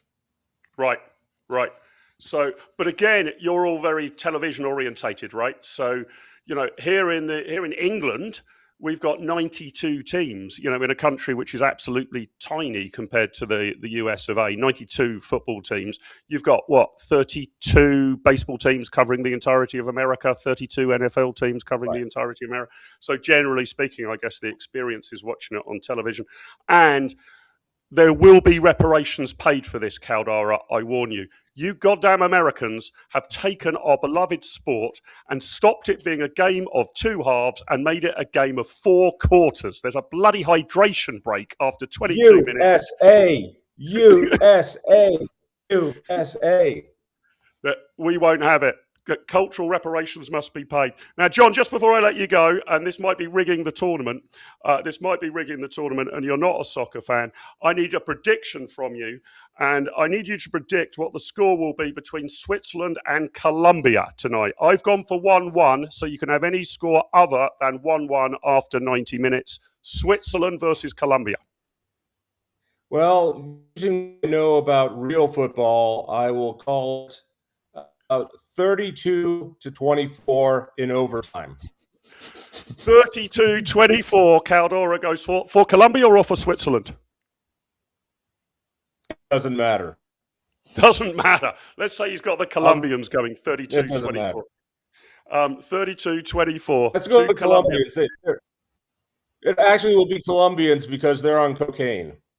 Okay, 32-24 to Colombia. A pretty high-scoring game, tipped by our football expert from Colorado, John Caldara. John, great to see you. Thanks for joining us. Hope to catch up with you again soon in person. Great seeing you. Sorry our connection is so lousy. Take care. Thanks, John. Great hearing from the terrific John Caldara over there. Let me bring my wingmen back in, the Glindex and Cox in the box. Pretty brave tip from Caldara there for Colombia to beat Switzerland 32-24. I think if that is the score, we could say that will go down in history as an even better game than Mexico 2, England 3. What do you make of that, Cox in the box? Do you think Caldara is living, breathing proof that our beloved game will never really catch hold on the other side of the pond? Well, if nothing else, it was the most American interview I've seen in a very long time. Unbelievable stuff. Totally disconnected from the rest of the world, which is why we love them. We love them indeed because none of our rules apply. They're obviously a very modern country. Some of us have got underpants older than the United States of America. So I can understand his naivety when it comes to the beautiful game. That could be a score, Mark. Let's face it, that prediction is not impossible. It's not impossible, is it? Mathematically, it is possible. I mean, you've got to score a goal probably every couple of minutes for the whole game, and I'd be there for that. Who wouldn't want to watch that game? But all the other stuff was niff-naff and trivia. I don't care for it. Obviously, the United States sports, NFL and baseball and all that, rounders and padded rugby or whatever you want to call it, isn't for me either. So fair play to him for at least engaging with us, using our language as well, which we gave to them. So we should thank him for that at least, Mark. Yeah, agreed. Glenn, what's your take? Do you think we can expect 56 goals tonight in the late game? Yeah, it's going to be a hell of a lot of added time with all the kickoffs and the celebrations. It'd be about, how long will the game be? 195-minute game, I think. It could be slightly wrong about that, but the Americans, God bless them, they don't understand draws either. They don't understand the merit of a back-to-the-wall performance and scraping a point in the 98th minute away from home at Stoke on Tuesday night, all that stuff. They don't understand how we can play cricket for 5 days and end with a noble draw. So there's a misfit, cultural misfit between the two of us on that stuff. Look, time is getting on. Shout out to David C3850 in the chat. Correctly guessed that I support New Orleans in the NFL, the New Orleans Saints. My baseball team, by the way, there isn't a team called the Saints. So I had to go for the nearest thing. I support the Los Angeles Angels, who are known as the Halos. That's about as close as I could get to sainthood. But if Caldara is right, and Colombia win by 8 goals tonight, 32-24, they will surely be tipped to go the whole way with such a powerful strike force. You might be asking questions around their goalkeeper and defence, I guess, if that was the entire score. But what have we got in Cox's box about Colombia? Are they now the dark horses? We'll get to Glyn about that in a minute. But tell me about the beautiful country of Colombia. Paul, what have you got for me in Cox's box? Well, strap in. This one might make you quite high. Let's just get some interesting facts out the way first before we get into the nitty gritty.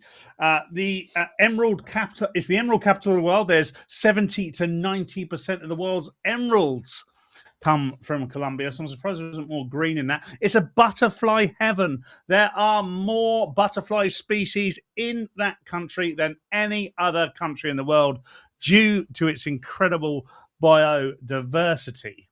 There is an underground cathedral completely made of salt. We believe it's salt. I don't know. Nobody's tested it. The last person to test it was never seen again. But of course, Colombia is famous for a couple of things. One thing it's famous for is it's got some wild hippos. Now, those hippos all come from 4 hippos that escaped from Pablo Escobar. Now, if you don't know who Pablo Escobar is, he was Colombia's foremost entrepreneur, a mentor of mine, an incredible businessman, making millions of pounds a day from something called drugs. Now, think what you might of Pablo Escobar, but he was incredibly. He was in the pharmaceutical successful. business. He's in the pharmaceutical. It was a business. pharmaceutical business, much like Boots, much like Roland's the Pharmacy, which is something you'll find in South Hampshire. Now, a lot of people have said some negative things about him. He was tragically taken down by the police, by the feds, by the pigs in 1993. We still don't know why. All he was doing was building wealth for him and his family, and he did that pretty successfully, Mark. Yeah, well, there you go. That's what we need to know about the entrepreneurialism of Colombia. A man outrageously shot dead by the FBI for his efforts to compete with Boots. Talk about a closed market. I mean, I know they're imposing tariffs, but bloody hell, shooting somebody dead on a rooftop because you're trying to compete with Boots. I mean, this is hardly an open trade policy. We need to get the World Trade Organization looking into that, I reckon. Glyn, on the football side, their history of them, I can remember them back in 1994. I think they were the favourites to win when the tournament was last held in America. But I don't know a great deal more about them other than James Rodriguez is stood in the team. Talk us through what we need to look on the pitch tonight against Switzerland. And bear in mind, we're kind of assuming England's progress, but they could well be England's opponents in the semi-finals if both teams progress, right? Yeah, I'm going to come to that in a minute. I might get up your nose for a moment, Mark, because I'm going to carry on talking about. Shall I? One final warning. You could go to VAR, that one. I think we'd be okay on that one. Because I'm going to carry on talking about drugs, right? Because you can't divorce Colombian football from the drug trade, I'm afraid. Back in the late 80s, mid-90s, it was the age of narco football. The immense wealth of and the rivalries of the drugs cartels spilt directly onto the pitch. There were 3 powerful drug lords. There was Pablo Escobar, I've already mentioned, Miguel Rodriguez Orihuela, and Gonzalo Rodriguez Gasha. And they realized that football was like the perfect vehicle for all the money they were swimming in. So they used it to launder millions of dollars in cash. They inflated ticket sales. They falsified transfer fees. They paid astronomical salaries, like under the table, to players. So they had all sorts of great players. It meant they could hold on to the great players that they did indeed have back in '94. You remember Carlos Valderrama, René Higuita, the scorpion kick goalkeeper, El Loco as he was called, and Faustino Asprilla, who got shot in the leg at some stage, if I remember. As well as having top international coaches. But football was essentially a proxy war between the cartels. It got worse as drug bosses lost money. They started taking out referees and linesmen. They assassinated a linesman because they didn't like the result. And then worse still, at the '94 World Cup, which of course was in the United States, as it is today, another Escobar, Andres Escobar, had the misfortune of scoring an own goal that lost Colombia the game and got them out of the tournament. So they were shipped home. He was home for 6 days, confronted in a nightclub and shot 6 times. And I don't think they ever nailed it on anyone, but it was widely attributed to be retaliation from the cartel gamblers who'd lost heavily on the game. The one good thing was that Escobar, the drug baron, being taken out, and then Escobar, the footballer, being killed. It led to a massive reappraisal. The cash flow into clubs from the cartels dried up. There were strict financial regulations in Colombia for a while. They just got their act together. So now that's all gone, although they do have problems with hooliganism now.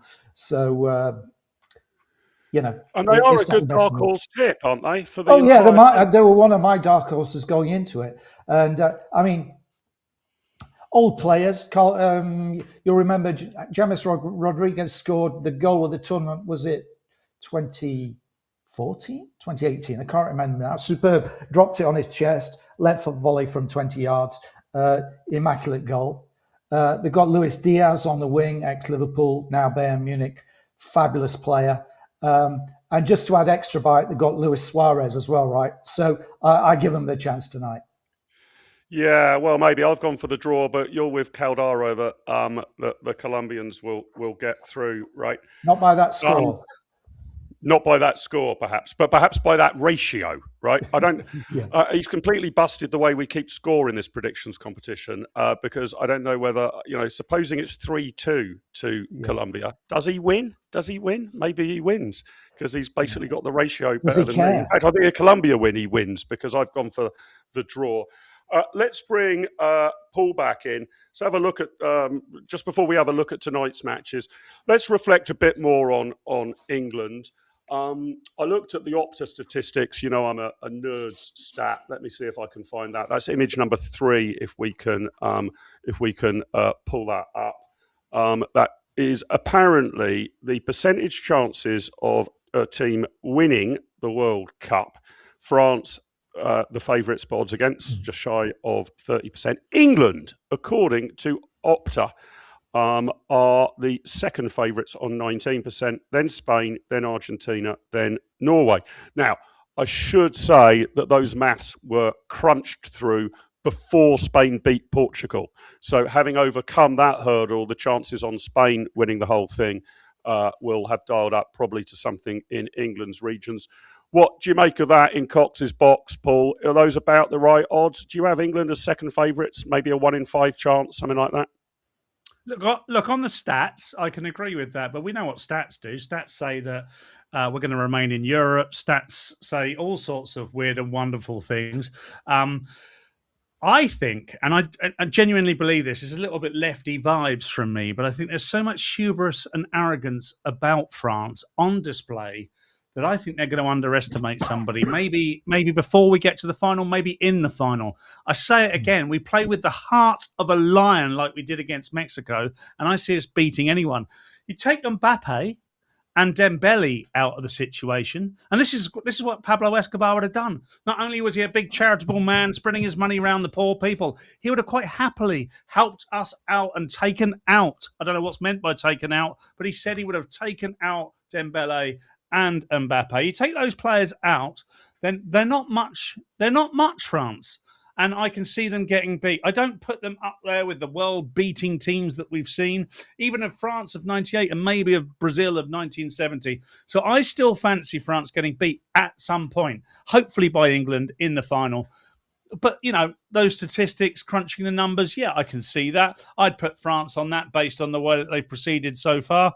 But never underestimate some of the other teams in there. We shouldn't underestimate Norway. We shouldn't underestimate Argentina. I just believe in the lion heart of England, Mark. Yeah, good shout. Good shout. I agree with that. And I'm worried. I mean, I hate us inheriting the hydration breaks. And despite my nerdiness, we shouldn't put too much stake in stats. That's another Americanization. You can't watch a game of baseball without algorithmic equations and numbers to 27 decimal points with acronyms I don't understand appearing on the screen. That stuff just didn't exist when baseball was rounders and we all played it in our PE kit. You know, it was a perfectly good game. Didn't need statistics, didn't need millions of pounds, didn't need seemingly weirdly looking older men playing a younger man's sport. If you look back to the Babe Ruth era, some of those guys looked about 67. They shouldn't have been playing rounders. I think they should be investigated, but that's for another show, Mark. Glenn, what's your take on tonight's matches then? Early doors, you don't need to stay up all night. You can watch Argentina against Egypt. Could this be Salah's last ever game at the World Cup if they lose? And then Switzerland, Colombia, which is the tastier prospect for me. I'm expecting Argentina to blast through the Egyptians, frankly. Yeah, I'll just go back on stats, Mark. They're like lampposts. They're good for leaning against, but shed very little light. That's my take on it. Oh, God, this is getting close to another yellow, Mark.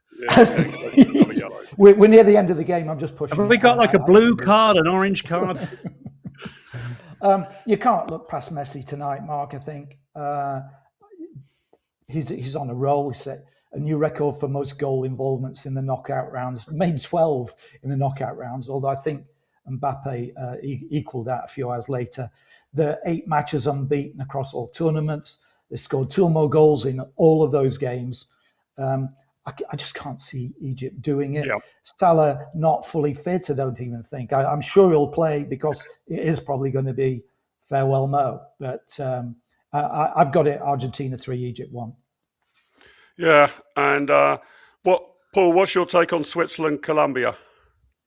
Yeah, this is probably the most even match of this round. Switzerland, we talk about dark horses, but Switzerland are quietly going about their business. I fancy Switzerland to win that, actually, as much as I'd like to see Colombia go through. But without Escobar at the back, I perhaps don't see it. I just think Switzerland are just doing their business quietly.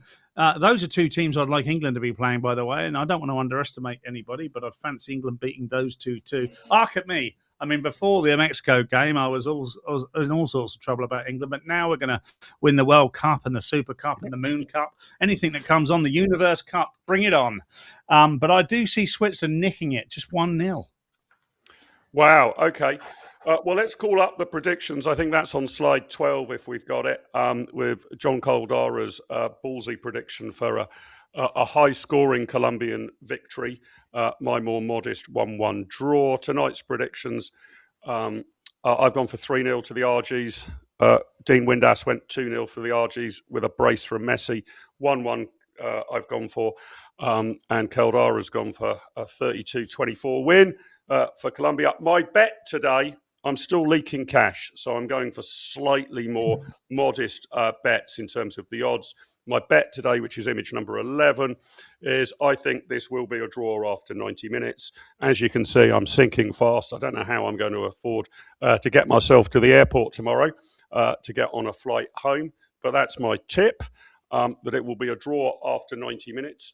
We will be back at noon tomorrow. And we, through the wonders of modern technology, this is absolutely incredible, actually. But I will be 30,000 feet in the air. But we found a way to broadcast. Absolutely unbelievable what you can get on flights these days. So join me again at noon tomorrow with my wingmen, Glenn Brailsford of the Glindex and Paul Cox in the Fox in the Box to chew through the last round of 16 matches. A bit of breaking news. This is a football channel. But Nigel Farage is about to make a statement on his future role in public life. We'll see whether he stays in the tournament of British electoral politics. And I'm going to say it. Good luck to Egypt tonight. I hope the Pharaohs get through. We're going to have, as our outro, a clip of how they celebrated when they just qualified for the World Cup. Imagine what it will be like if they do 1-over on the RGs this evening.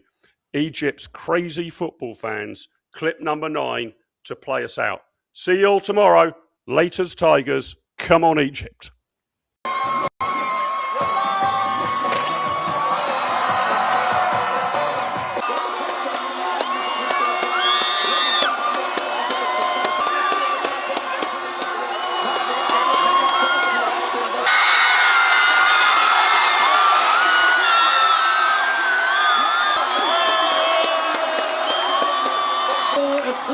إصابة دكة البدلاء يسجل ويتقدم